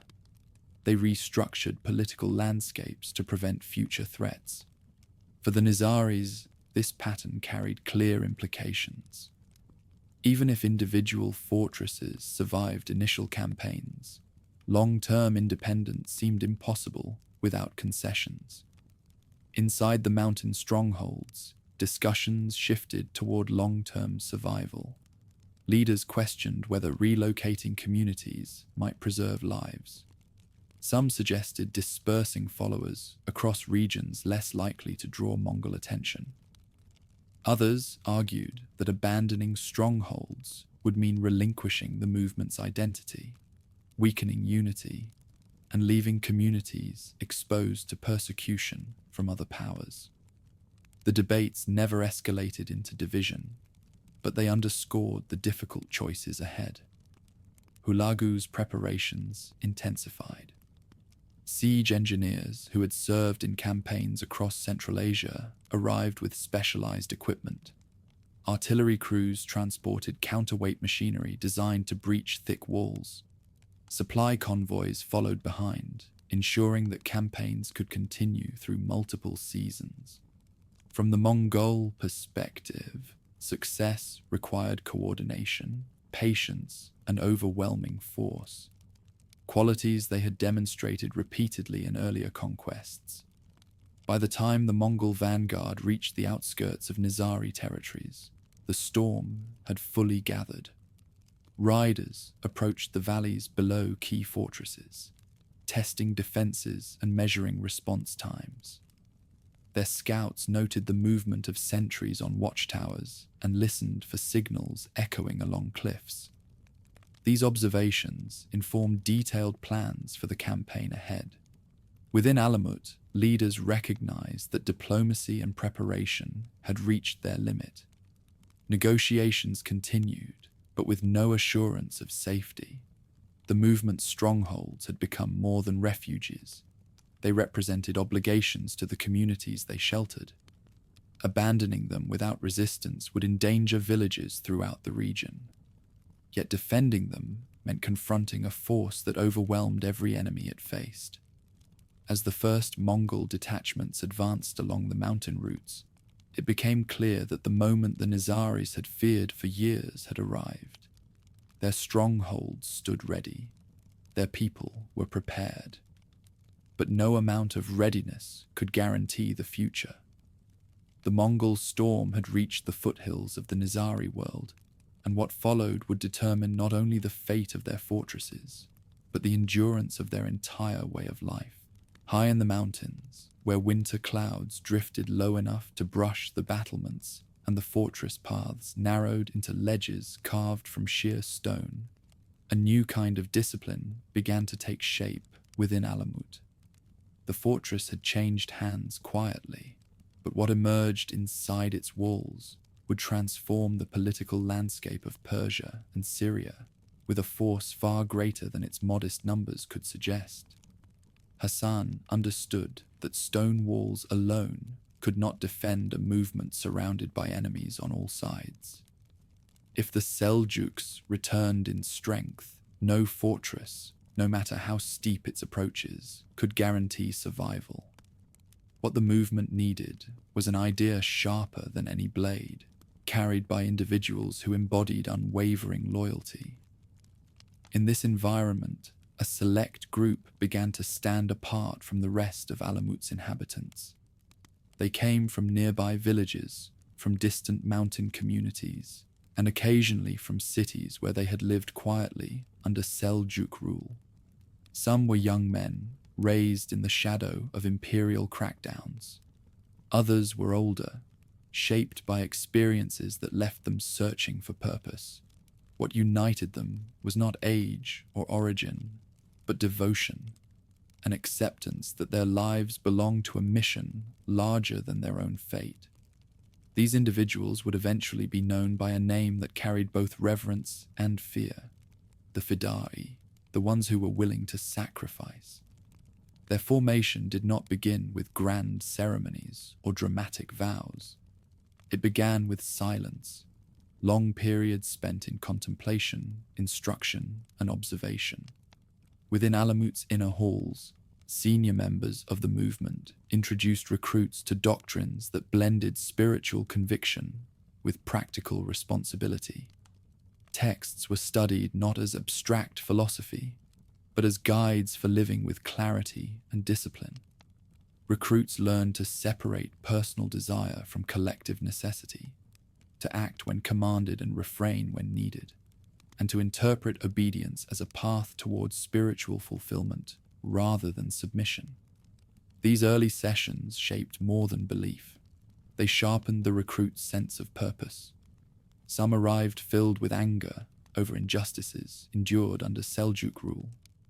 Others felt only curiosity, drawn to Hasan's reputation. But as they progressed, their motivations aligned. The movement did not require blind fury. It required precision. Every act carried consequences for the entire community, and every decision reflected on the doctrine they served. Emotion could motivate, but only discipline could sustain. Once this foundation was established, training expanded beyond scripture and discussion. The narrow terraces where guards once drilled transformed into areas for physical conditioning. Recruits practiced balance along ledges, learned to navigate uneven terrain quickly, and rehearsed climbing techniques essential for infiltrating or escaping fortified positions. They were taught to move silently, to endure long hours of stillness, and to operate in environments where a single mistake meant failure. The mountains themselves became part of their education, teachers of patience, resilience, and awareness. Instruction included more subtle skills as well. Disguise became an essential part of their training. Recruits practiced adopting the mannerisms of merchants, servants, or scholars. They learned how to blend into bustling marketplaces without drawing attention, how to travel through enemy territories without suspicion, and how to approach a target in plain sight. This skill demanded not only technique, but psychological understanding. A perfect disguise required immersion in another identity, sometimes for days or weeks. The movement valued patience as much as physical ability. Communication formed another crucial element of training. Messages had to pass across hostile territories without interception. Recruits memorized coded phrases, learned to embed meaning within ordinary conversation, and practiced conveying information through gestures or objects. A Fida'i could not rely on written letters or obvious signals. Their survival depended on subtlety.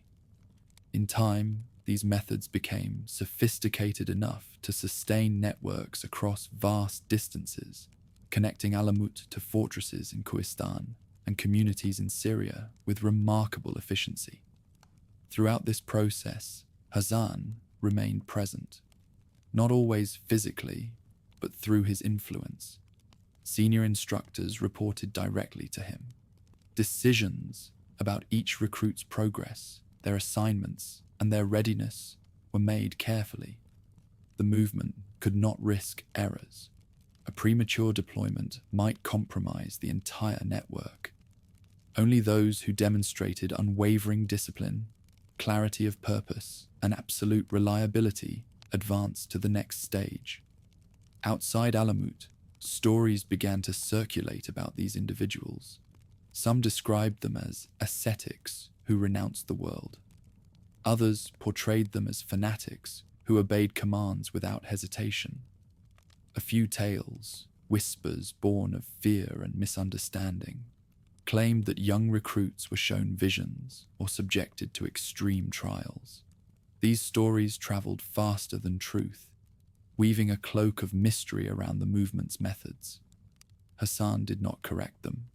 Myth could protect the fortress as surely as stone. The most sensational rumors spread far beyond Persia. In distant courts, travelers whispered of hidden gardens, narcotic potions, and pledges sealed in blood. None of these reflected the disciplined reality of Alamut, but they captured imaginations precisely because they emphasized the impossible. How else could rulers explain the existence of individuals willing to face certain death with calm conviction? How else could an empire justify its inability to suppress such a small but effective force? Legends became explanations, and explanations became armor. Hasan recognized this advantage and allowed it to flourish without sanctioning or denying it. Inside the fortress, the psychological transformation of recruits took a different shape, steady, purposeful, grounded in doctrine rather than spectacle. Fida'i learned to accept danger as a natural part of life. They understood that their actions carried significance beyond personal risk. Each assignment carried the potential to alter political dynamics across regions. The removal of a single vizier or commander could redirect imperial campaigns ease pressure on persecuted communities, or delay invasions long enough for the movement to regroup. Such missions required not only courage, but clarity. By the time recruits completed their training, they had internalized a worldview that merged discipline with devotion.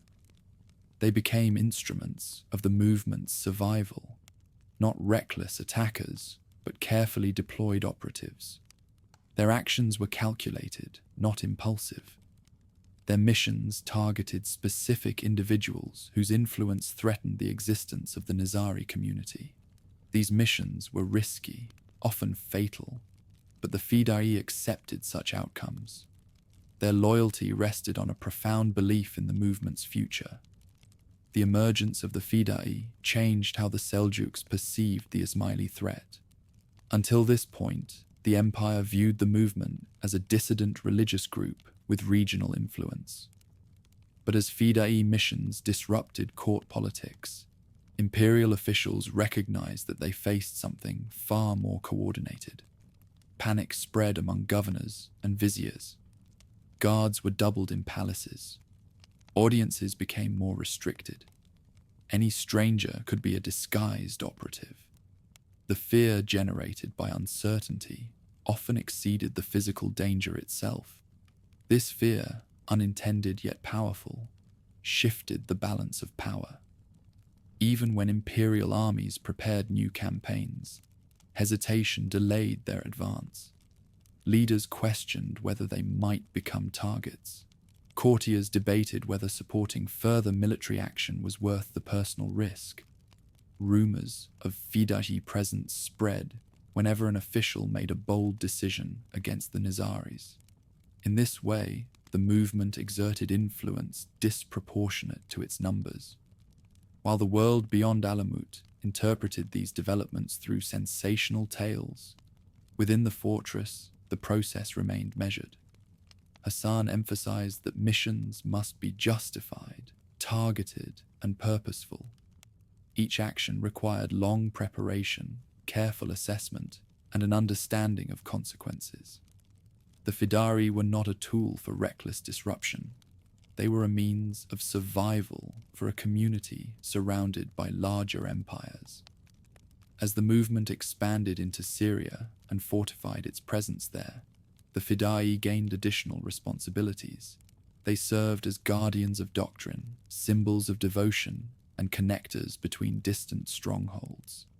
Their presence reinforced unity among communities separated by geography and danger. A single Fida'i visiting a remote village could inspire confidence in the movement's stability and resolve. By the end of Hasan's early years at Alamut, the Fida'i had become integral to the Nizari identity. They embodied the movement's ability to endure without armies, to influence without conquest, and to defend without walls. The world feared them because it could not understand them. Their existence defied the logic of conventional politics. Yet for Hasan and his followers, they represented something far simpler: the assurance that the movement would survive in a world that offered it no safe place. Their rise set the stage for events that would soon unfold across Persia and Syria, where rival powers, crusader lords, and local emirs would all confront a force that fought not for territory alone, but for the survival of an entire vision. Training within Alamut did not follow a fixed calendar. Seasons shaped the rhythm of daily life. Summer brought long hours on exposed terraces, while winter forced lessons into enclosed corridors warmed by braziers. Yet in every season, recruits pushed through routines that wore away hesitation until only clarity remained. Their transformation depended not only on doctrine or physical skill, but on consistency, small repeated actions that taught patience, control, and awareness. Even those who never advanced to the highest ranks absorbed habits that strengthened the community's resilience. One of the earliest focuses of advanced instruction involved understanding the political landscape beyond the mountains. Recruits studied accounts of Seljuk succession disputes, regional rivalries, and the ambitions of powerful viziers. They analyzed letters intercepted from imperial messengers, or reports carried by sympathizers traveling between cities. These lessons emphasized that knowledge was a form of defense. A single misjudgment, an underestimation of a governor, a misreading of a prince's intentions, could jeopardize entire communities depending on Alamut's protection. This study of politics also taught restraint. Hasan insisted that missions be directed only toward figures whose actions posed clear, imminent danger.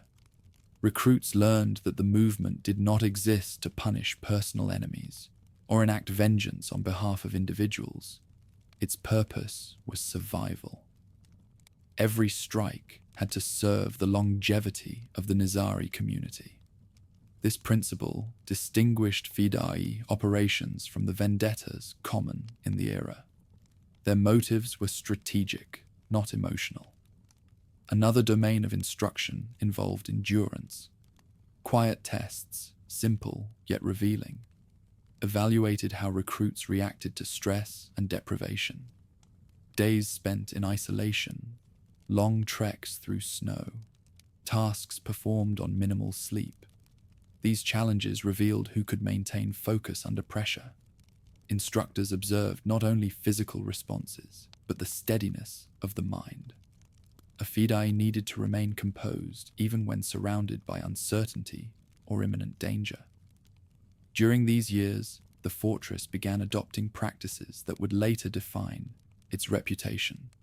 Senior members taught recruits to memorize passages, instructions, or maps in detail, allowing them to travel without written documents. They practiced passing through market crowds without leaving strong impressions on observers. Some trained to mimic regional dialects. Others learned how to enter cities unnoticed by using the bustle of trade as cover. The diversity of skills reflected the movement's adaptability. Each recruit possessed strengths suited to particular roles. While the world outside imagined elaborate rituals, inside the fortress, the reality remained grounded. Recruits spoke often with their mentors, not with grand declarations, but with honest reflections about fear, expectation, and responsibility. These conversations helped shape the mindset needed for assignments where retreat was rarely possible. Their willingness to proceed, despite danger, emerged from belief and understanding, rather than coercion or spectacle. Yet as stories spread, the world interpreted their devotion differently. One account claimed that Alamut possessed gardens filled with delights, meant to persuade young men that martyrdom brought paradise. Another described intoxicants used to dull fear. None survived scrutiny. These tales reflected the anxieties of rulers who could not otherwise comprehend the effectiveness of a small, disciplined group. The more imaginative the legend, the easier it became to explain why traditional armies struggled to counter the Nizaris. Hasan's followers knew the truth, that their discipline came from teachings, instruction, and purpose. But many recognized the strategic advantage of allowing myths to circulate. Beyond exaggerations, more grounded rumors also emerged.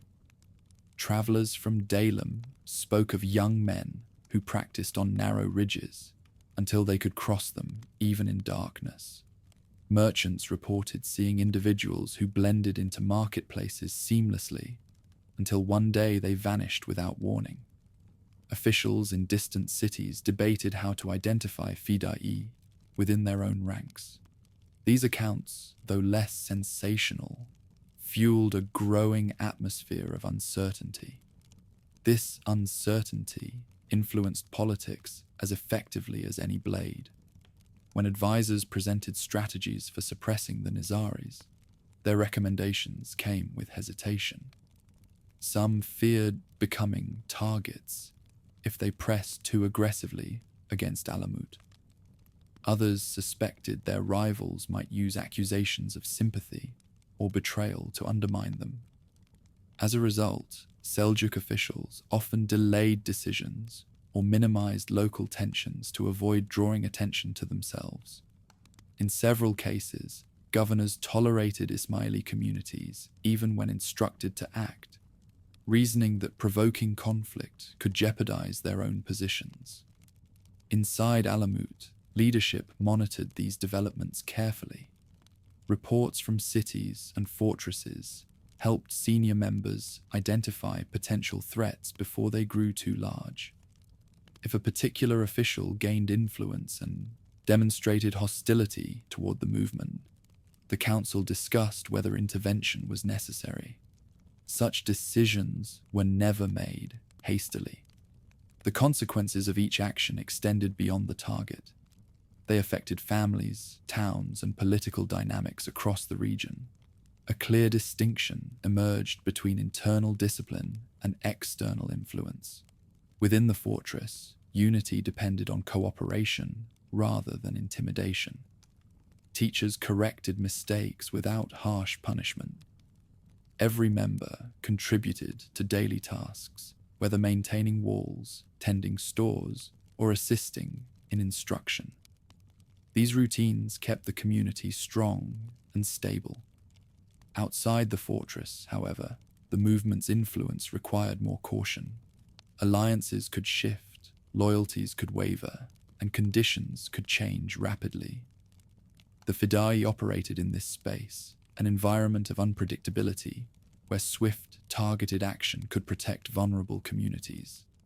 In time, the presence of Fida'i reached Syria, where political tensions between crusader states, Seljuk princes, and local emirs created opportunities and dangers in equal measure. Emissaries from Alamut traveled west to assess whether a permanent foothold could be established. Their efforts laid the groundwork for a network that would eventually link the Persian heartland to the Syrian frontier. This expansion increased the movement's reach, but it also demanded higher levels of coordination. The more territories involved, the greater the need for reliable messengers and disciplined operatives capable of moving between distant strongholds. Hasan recognized that the movement would not survive if it relied on a small group alone. The Fida'i represented a tool, but only one. Their existence strengthened the movement's capacity to navigate hostile politics, but they were not an army, nor did Hasan intend them to become one. The Nizari state required farmers, administrators, teachers, and negotiators as much as it needed operatives. Internal cohesion mattered as much as outward impact. Stability was essential for long-term survival. Still, the Fida'i came to symbolize the movement's resilience. Their presence discouraged aggression, emboldened sympathizers, and provided a psychological shield stronger than any fortress wall. Even in regions where the Nizaris held no territory, their reputation traveled ahead of them, shaping how governors treated minority communities and influencing decisions made at court. Within Alamut's halls, the Fida'i lived like any other member, sharing meals, attending lessons, and participating in rituals. They did not separate themselves from the community or demand special treatment. Their role became apparent only when assignments arose. Often, a Fida'i departed quietly, with little ceremony, carrying instructions known only to a small group. Whether they returned depended on the nature of their mission. Those who survived shared lessons learned, those who did not left behind examples of discipline that strengthened the resolve of those who remained. By the end of these foundational years, the Fida'i had become an integral part of the Nizari identity. Their existence demonstrated that survival in a world dominated by large empires did not depend solely on military strength. It depended on adaptability, unity, and strategic precision. Alamut's walls protected those within, but the actions of these disciplined individuals protected everyone beyond them. Their rise marked the beginning of a new era, one defined not only by fortresses perched on mountain peaks, but by the steady, calculated influence of individuals whose loyalty reshaped political realities across Persia and Syria. The world would soon learn that armies were not the only instruments capable of altering history. Snow lingered along the high ridges when Hulagu Khan's vanguard first entered the valleys, leading toward the Nizari fortresses. The riders did not hurry. Their movements displayed the same deliberate certainty that had unraveled kingdoms across Asia. Scouts rode ahead in disciplined groups, marking paths and calculating distances between potential encampments.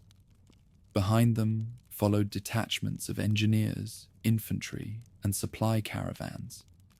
The sight of this procession carried a clarity no message could match. The Mongols had not come to intimidate. They had come to dismantle. Inside the mountain strongholds, messengers relayed news of the Mongol advance with increasing frequency. Reports from distant districts described fortresses burned, villages emptied, and defensive positions erased in days. Those who reached Alamut carried tales of commanders offering surrender, only to witness devastation when local conditions delayed compliance. Each arrival brought another reminder that Hulagu's strategy allowed no space for negotiation that lacked immediate submission. Despite these warnings, the Nizari leadership attempted to maintain stability. Councils met in Alamut's halls to discuss provisioning, evacuation routes, and communication networks. Some leaders argued that the movement should concentrate its defenses around the strongest fortresses. Others insisted that every outpost, no matter how small, had symbolic value. These discussions revealed the difficulty of balancing immediate survival with long-term cohesion. No decision carried certainty, and every option held consequences extending far beyond individual strongholds. Hulagu's campaign began systematically. Rather than attacking Alamut directly, he targeted the outer fortresses first. These smaller positions served as barriers that controlled access to the central network. Girdku, Lamasar, and other strongholds faced probing attacks designed to force their defenders into exposing weaknesses. Artillery units tested ranges, engineers assessed walls. Every step served a larger plan that unfolded with relentless precision. Some fortresses surrendered early, hoping to spare their people. Others resisted when retreat was no longer possible. Siege engines hurled stones across ravines, shaking mountain walls that had withstood Seljuk assaults for decades. When gates fell, Mongol soldiers entered with clear instructions. Looting was controlled, captives were questioned, and in each case, survivors were transferred to camps where administrators decided their fate based on perceived loyalty. Hulagu did not treat these fortresses as regional nuisances. He approached them as obstacles requiring complete removal to prevent future threats. Inside Alamut, the atmosphere shifted from preparation to inevitability. Daily routines continued, water channels maintained, supplies distributed, lessons taught. But conversations carried an undercurrent of finality. Children asked questions their parents struggled to answer. Elders who had witnessed earlier Seljuk campaigns recognized that this enemy behaved differently. Traditional methods of delaying or redirecting conflict no longer applied. The Nizari Imam, Rukn al-Din Kurshah, attempted diplomacy. Envoys approached Mongol encampments with formal submissions, offering tribute and pledging cooperation. They carried letters affirming the movement's desire to avoid conflict. Hulagu received these gestures but insisted on total submission, command of fortresses, surrender of leaders, and dismantling of walls. Kershaw hesitated to accept terms that would leave his people defenseless. The exchange continued without resolution, and each day of delay allowed Mongol forces to strengthen their foothold around the perimeter of Nizari territory. As these negotiations dragged on, Mongol assaults intensified elsewhere. In Kohistan, defenders fought until breaches opened in their walls. In Rudbar, resistance crumbled after prolonged bombardment. Each collapse sent survivors fleeing toward Alamut, and each group carried stories of destruction. Panic remained contained, but grief spread quietly through the strongholds. Many had lost relatives who had no chance to flee. Others mourned the fall of fortresses that had stood for generations. Within Alamut's stone corridors, meetings grew more urgent. Scholars debated how to protect surviving manuscripts. Commanders discussed rationing to preserve supplies in case of prolonged siege. Some proposed evacuating key families through mountain passes. Yet every option carried risks. Abandoning the fortress meant surrendering one of the movement's most important symbols. Remaining risked loss of life on a scale not yet seen in Nizari history. Hulagu continued his methodical approach. His engineers began constructing platforms on slopes surrounding Alamut, positions high enough to launch sustained bombardment despite the steep terrain. The work took time, but the Mongols were patient. Their campaigns rarely depended on sudden strikes. They relied on pressure, weight, and persistence. Each completed platform allowed artillery crews to test trajectories. Stones arced through the air and struck the outer walls with thunderous force. Cracks appeared in defensive structures previously thought unbreakable. Inside the fortress, shock rippled through the community. Alamut had survived countless sieges, but the Mongol assault introduced new forms of pressure. The defenders adapted, reinforcing weak sections and constructing internal barriers to slow any breach.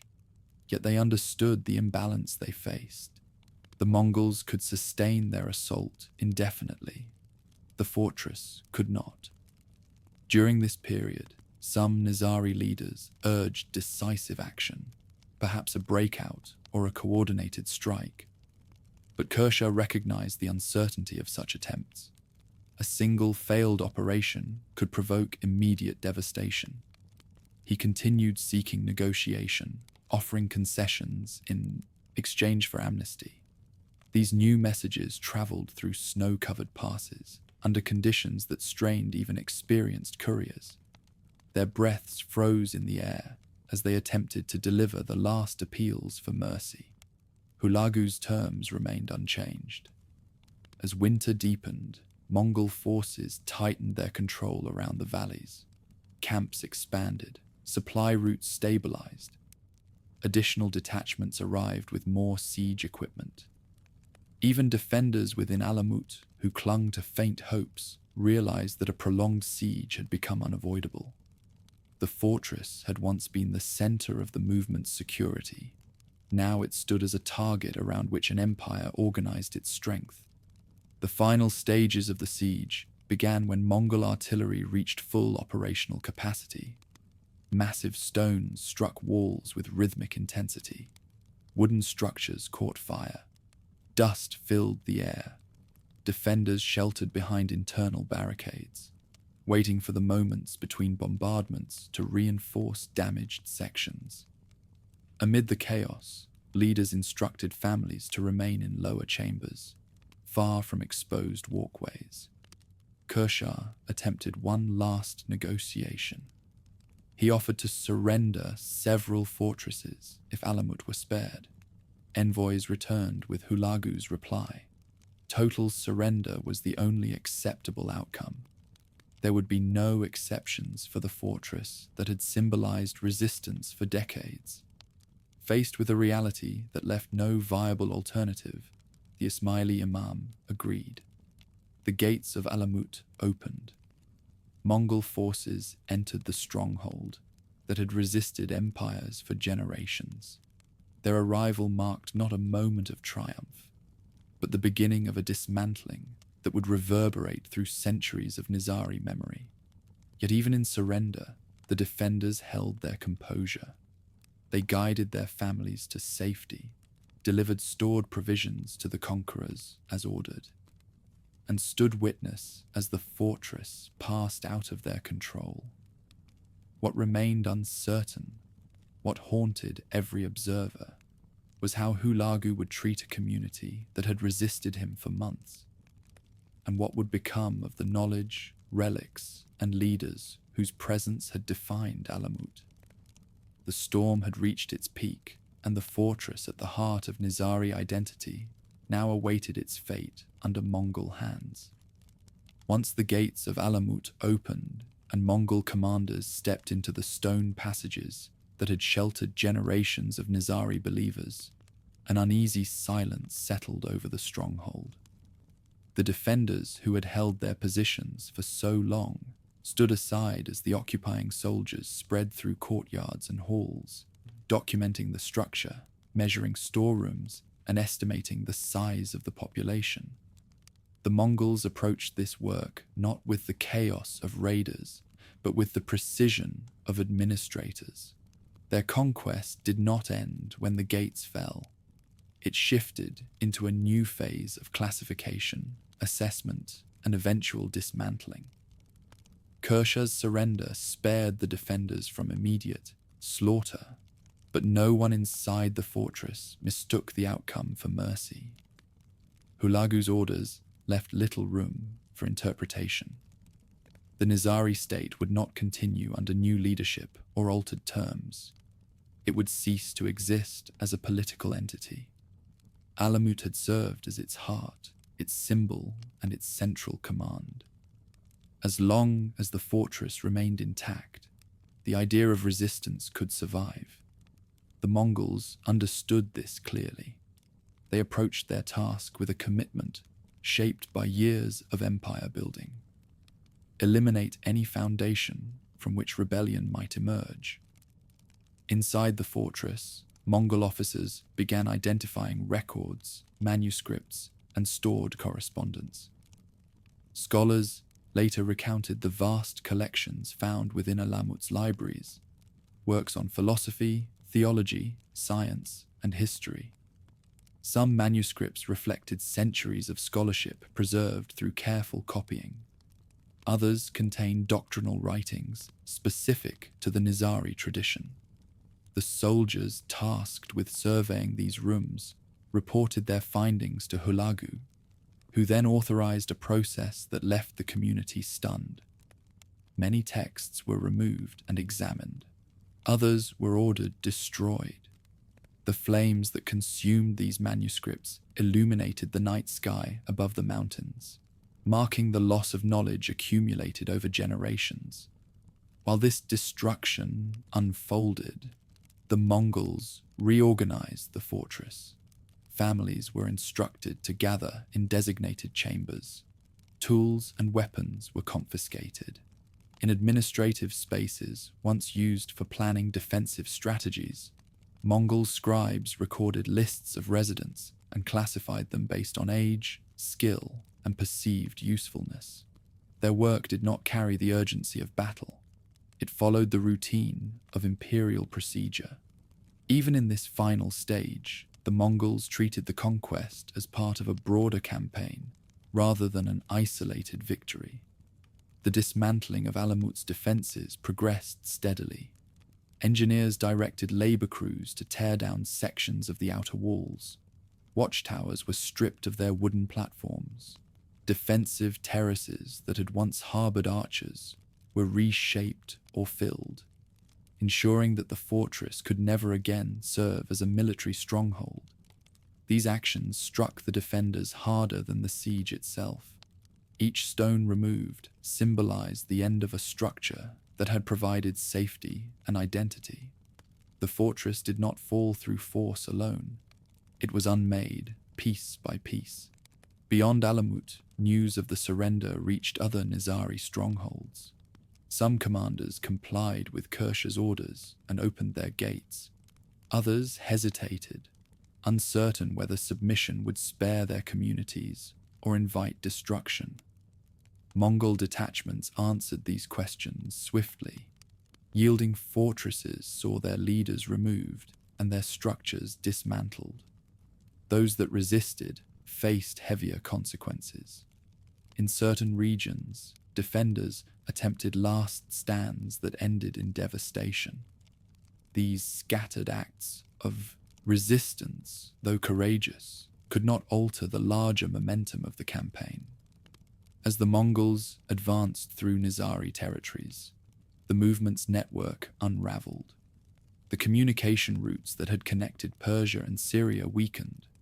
Local leaders who once coordinated operations under Alamut's guidance now sought ways to protect their communities independently. Some dispersed into remote regions beyond Mongol reach. Others blended into surrounding populations, preserving their beliefs quietly. The unity that had defined the Nizari state did not vanish, but it shifted from an organized political structure to a fragmented collection of resilient communities. Inside Alamut, the Mongols continued their methodical work. After securing the population and dismantling defenses, they turned their attention to the fortress's symbolic elements. Rooms associated with leadership were emptied. Insignia and banners were removed. Objects tied to ritual or governance were confiscated or destroyed. Each act served a clear purpose: to ensure that Alamut would never again function as a seat of authority. Kershaw and his closest relatives were taken into custody. Their departure marked the final separation between the movement and its central leadership. The Mongols intended to relocate them under strict supervision, ensuring that no figure could claim legitimacy in the wake of Alamut's fall. In the months that followed, Kershaw's fate became emblematic of the movement's collapse. His journey eastward, escorted by Mongol officials, reflected both the end of his political authority and the uncertainty facing the community he had led. In the surrounding valleys, families who had once relied on the fortress's protection now confronted a world without its shelter. Some sought refuge with relatives in distant provinces. Others remained in the region, adapting to the new order imposed by Mongol administrators. These officials maintained an interest in stabilizing the territory. They replaced local leaders, reorganized taxation, and attempted to integrate the region into the broader administrative system. Their objective was practical: prevent future rebellion by establishing clear lines of authority. Among the surviving Nizari communities, the memory of Alamut endured. Even as they relocated or concealed their identities, followers carried with them stories of the fortress's rise, its discipline, and its fall. These memories preserved a sense of continuity that political collapse could not extinguish. Although the Mongols dismantled the physical structure, they could not erase the teachings or the relationships that had sustained the movement. Across Persia, the aftermath of the siege produced a landscape transformed by both fear and resilience. Villages once aligned with Nizari fortresses adapted to new rulers. Markets reopened under Mongol supervision. Roads that had been unsafe during years of conflict became part of a larger imperial network. Yet beneath this new order, remnants of Nizari communities survived in quiet enclaves. They maintained their beliefs discreetly, passing traditions to their children and reinforcing a cultural identity that might outlive the destruction of their political center.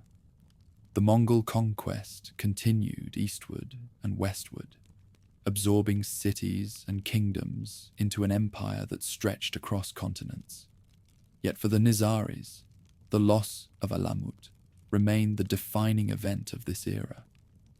It ended the political structure that had given them security and reshaped their presence across the Islamic world.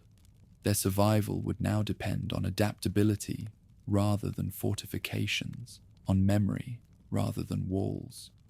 When the Mongols finally withdrew from the ruins of Alamut, they left behind a landscape marked by immediate devastation and long-term transformation. The fortress no longer commanded the valley. Its walls no longer held symbols of authority. Yet somewhere among the scattered survivors, a quiet certainty persisted.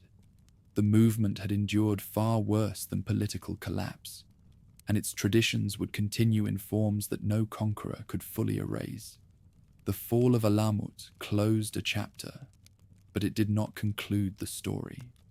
Other regions, other communities, and other leaders would carry the Nizari legacy forward, ensuring that the ideas born in the mountains would remain long after the stones of the fortress had crumbled. When word of Alamut's fall reached the Syrian mountains, winter winds had already swept across the Orontes valley, carrying with them rumors that seemed almost unbelievable. For decades, Masyaf and its sister fortresses had looked toward Persia as both anchor and mirror. The Persian strongholds shaped doctrine, strategy, and organizational coherence. They provided legitimacy to local leaders, connected scattered communities, and offered a distant yet steady assurance that the movement remained united.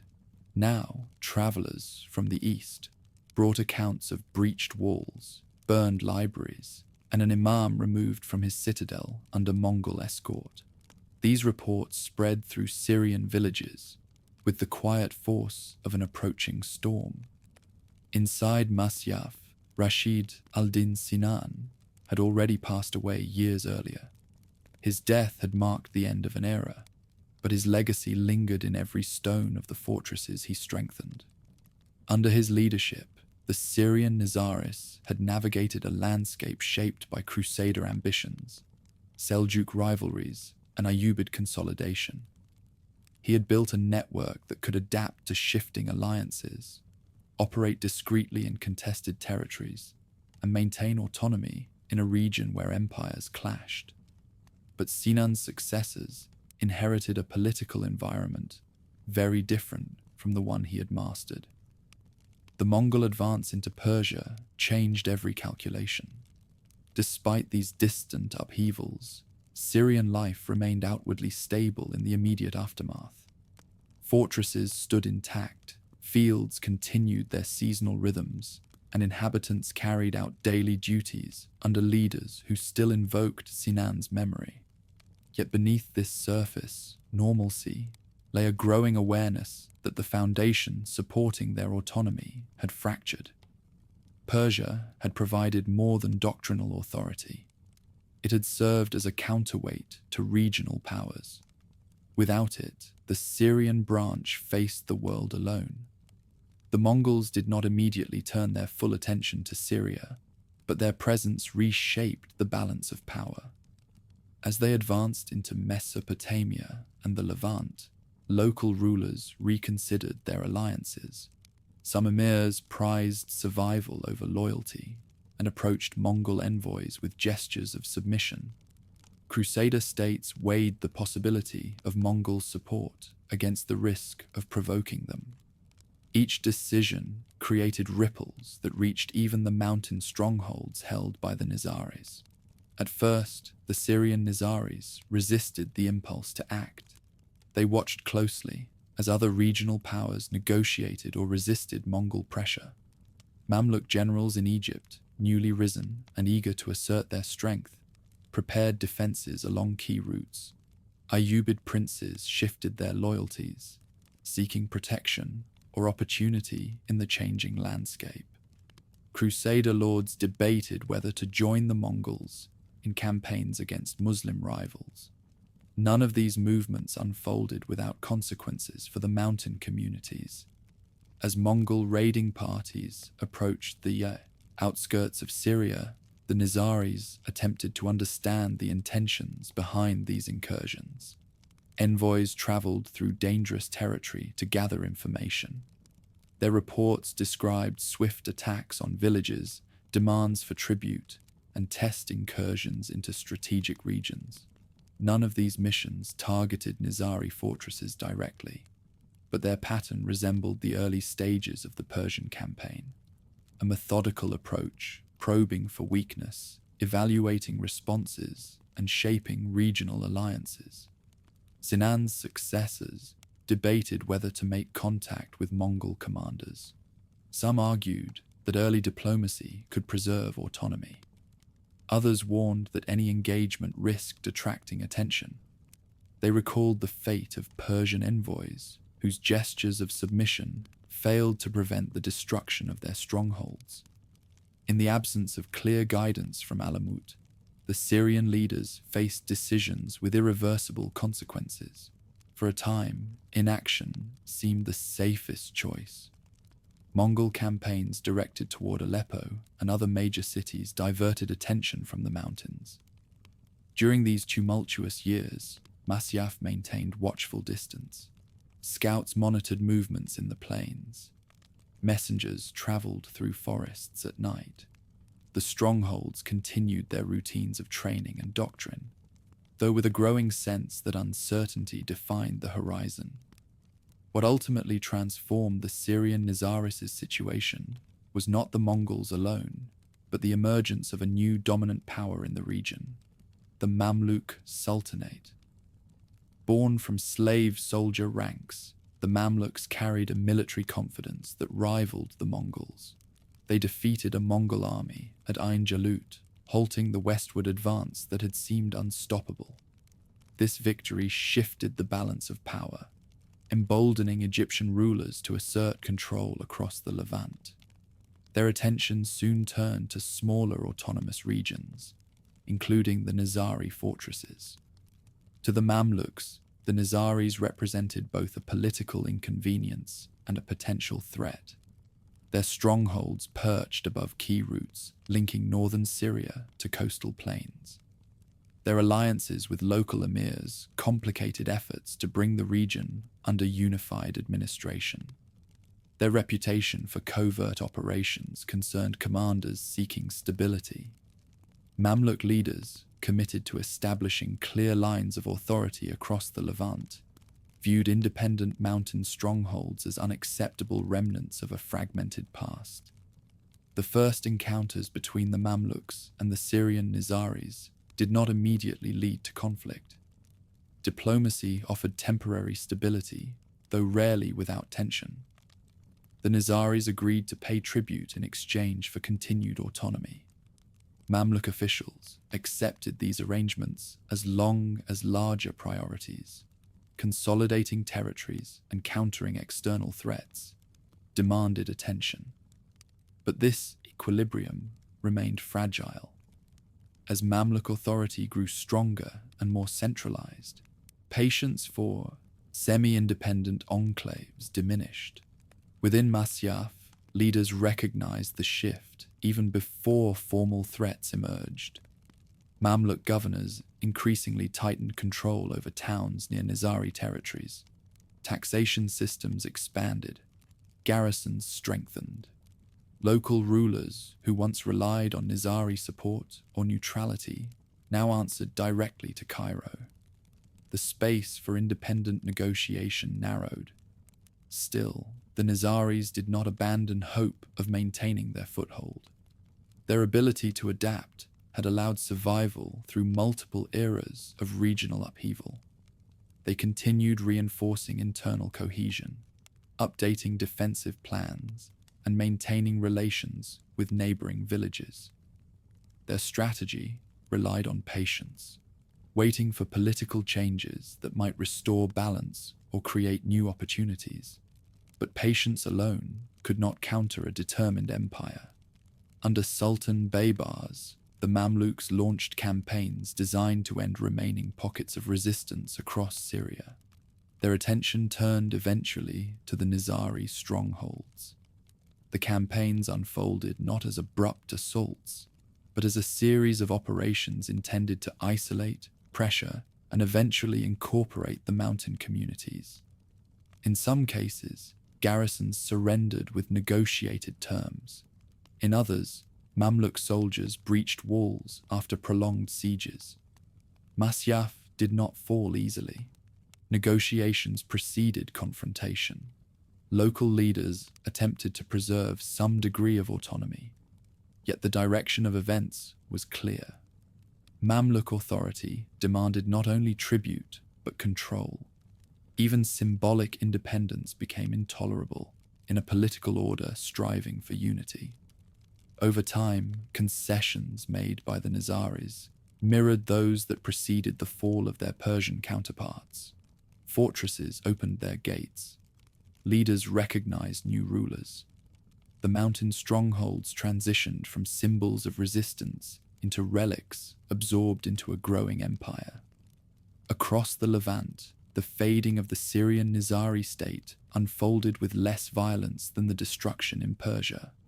The Mongols had dismantled fortresses stone by stone, erasing any possibility of revival. The Mamluks approached their task through integration, replacing local authority, establishing garrisons, and ensuring that independent rule could never re-emerge. While some fortresses suffered damage, the broader result was political absorption rather than annihilation. As these transformations occurred, the movement's spiritual identity remained intact. Communities adapted to new political authorities without abandoning their beliefs. Practices continued quietly. Families preserved traditions, and teachings passed from one generation to the next. Local leaders, no longer responsible for defending fortresses, became custodians of memory and continuity. With the loss of the Syrian strongholds, the era of the assassins came to a close. Their methods faded not because of external prohibition alone, but because the political conditions that had necessitated them changed.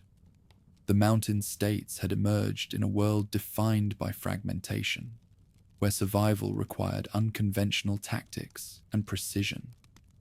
Under Mongol and Mamluk consolidation, such fragmentation disappeared. The tools that once protected a minority community no longer carried the same purpose. Yet the Nizari Ismailis survived, not as lords of mountain citadels, nor as a movement operating in secrecy, but as a dispersed community able to adapt to shifting political landscapes. Their continuation reflected a truth that neither Mongol destruction nor Mamluk absorption could erase. The Nizari tradition rested not solely on fortresses, operatives, or political autonomy, but on a resilient spiritual lineage. By the end of this era, the mountains that had once echoed with warnings of approaching armies returned to quiet. Masyaf and other strongholds became sites of memory rather than command. What remained were families who carried their identity inward, preserving a history shaped by endurance through centuries of upheaval. The fall of the Persian and Syrian Nizari states closed the chapter of the assassins, yet the story did not vanish. It passed into chronicles, legends, and whispered recollections, all shaped by the echoes of a world where mountain fortresses once stood as symbols of defiance and resilience. When the last Mamluk detachments withdrew from the Orontes foothills, and the dust of their horses faded into the afternoon heat, the mountains settled into a stillness unfamiliar to those who had lived under threat for so long. Villagers stepped cautiously into the open, listening for sounds of soldiers or scouts that never came. The fortresses that had once defined the skyline, Masyaf, Al-Kaf, Kadmus, stood intact but quiet, their garrisons replaced by small administrative teams loyal to Cairo. Years of tension, expectation, and calculation had ended not with the dramatic collapse that struck Persia, but with a quieter, more gradual transformation. The Syrian Nizaris had not been extinguished, but the political world that had sustained their autonomy had receded into history. In the wake of these events, the mountain strongholds began to shift in purpose. Where Fida'i once trained on narrow terraces, Mamluk officers now stored supplies and recorded taxes. Chambers that had sheltered doctrinal discussions became mundane administrative rooms. Watchtowers that had monitored crusader patrols and rival emirs now overlooked quiet valleys where farmers worked without fear of sudden raids. Symbols of authority were replaced, walls were repainted, and banners bearing Cairene colors fluttered where Nizari standards had once flown. The communities inside these fortresses faced a difficult adjustment. They had known generations of leadership bound to Alamut and sustained by Sinan's legacy. Now they lived under governors whose priorities lay far away. Yet this transition unfolded with less violence than many had feared. The Mamluks focused on building a unified state capable of resisting future Mongol incursions, relied on administrative integration rather than punishment. They replaced leaders, enforced new rules, and dismantled political structures. But they did not attempt to erase the population itself. For the Nizaris who remained in Syria, this offered a fragile but genuine opportunity to continue their lives. Their religious practices, conducted privately and without political ambition, carried none of the strategic threat that had once provoked hostility. Families adapted by cultivating orchards, managing trade ties, and participating in local markets. Their identity persisted quietly, protected not by mountain walls, but by resilience developed over generations. As the fortresses changed hands, the legends surrounding them began to drift into the realm of memory. Travelers passing through the region recorded stories told by elders about the old days, narratives shaped by both pride and uncertainty. Some described Sinan as a figure of extraordinary insight. Others recalled periods of conflict with distant rulers. Many spoke of a community that had endured far longer than anyone expected. These accounts varied, but each preserved a fragment of what the Nizari state had represented: independence, discipline, and a belief in their rightful place within a larger spiritual lineage. Meanwhile, further east, the remnants of Persian Nizari communities adapted to a different reality.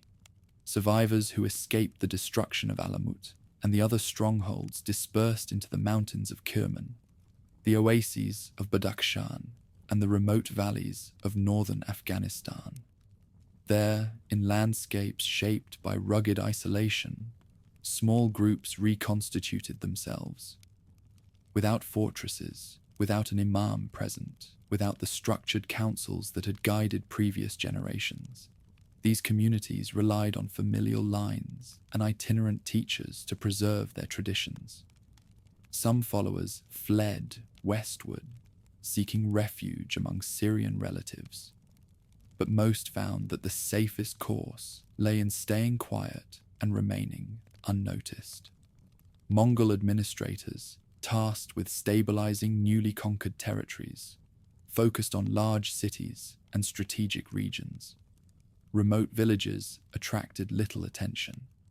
In such places, Nizari families maintained the essential components of their faith: rituals, teachings, and allegiance to an imam they could no longer reach.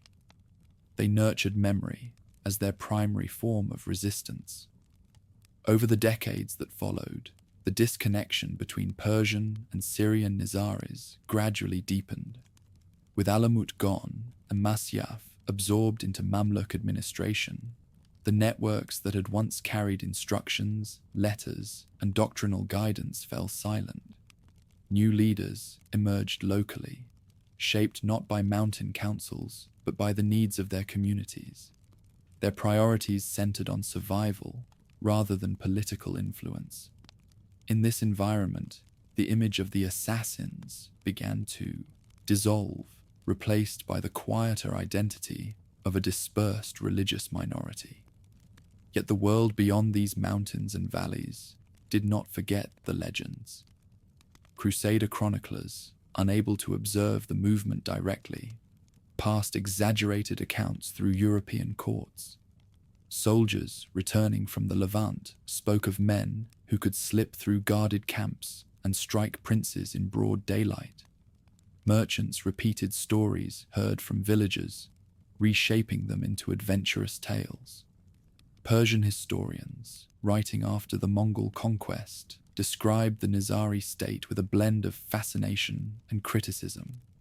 Each retelling drifted further from reality, shaping the enduring myth of a secretive order that commanded absolute obedience and possessed extraordinary skills. These legends, despite their inaccuracies, preserved the memory of a period when the Nizaris wielded influence disproportionate to their numbers. They also obscured the reality that after the fall of their political centers, the movement continued as a community defined by endurance rather than tactics. The world remembered the Fida'i, but it overlooked the teachers, farmers, merchants, and families who carried the tradition through centuries of uncertainty. In Syria, the Mamluk period introduced new forms of stability. Roads reopened, trade lines expanded, and fortified towns shifted from military posts to administrative hubs. Former Nizari strongholds became part of regional defense systems protecting against potential Mongol raids from the east. Over time, the population blended with neighboring communities. Families intermarried, shared harvests, and adapted to economic rhythms shaped by the larger political framework. Their identity remained internal, defined by memory rather than visible markers. Farther east, Persian Nizari communities gradually reconnected with emerging lines of leadership. Surviving descendants of the imamate, concealed for safety during Mongol rule, resumed contact with dispersed followers. These renewed ties restored continuity to the tradition. Teachers traveled across remote regions, gathering scattered families, offering doctrinal guidance, and rebuilding a sense of unity. The political state was gone, but the spiritual community endured. Generations passed, and the Nizari Ismailis evolved into a diverse, geographically dispersed population, stretching from Iran to Central Asia, from India to Syria. Their communities adapted to the political climates of each region, living openly where permitted, quietly where necessary.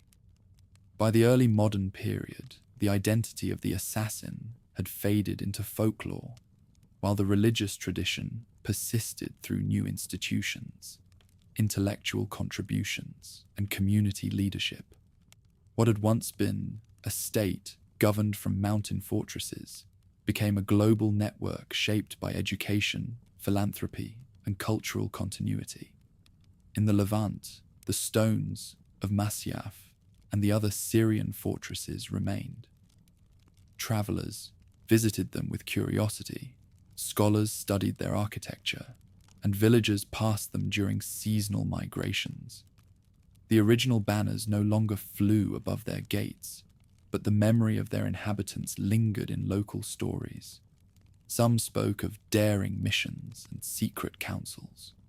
Others remembered periods of peace protected by mountain walls. All recognized that these fortresses represented a chapter in regional history shaped by courage, conviction, and resilience. By the end of this period, the Nizari Ismaili story had reached a new equilibrium. Its political center had been dismantled, its military arm dissolved, and its regional autonomy absorbed into larger empires. Yet its spiritual heart survived.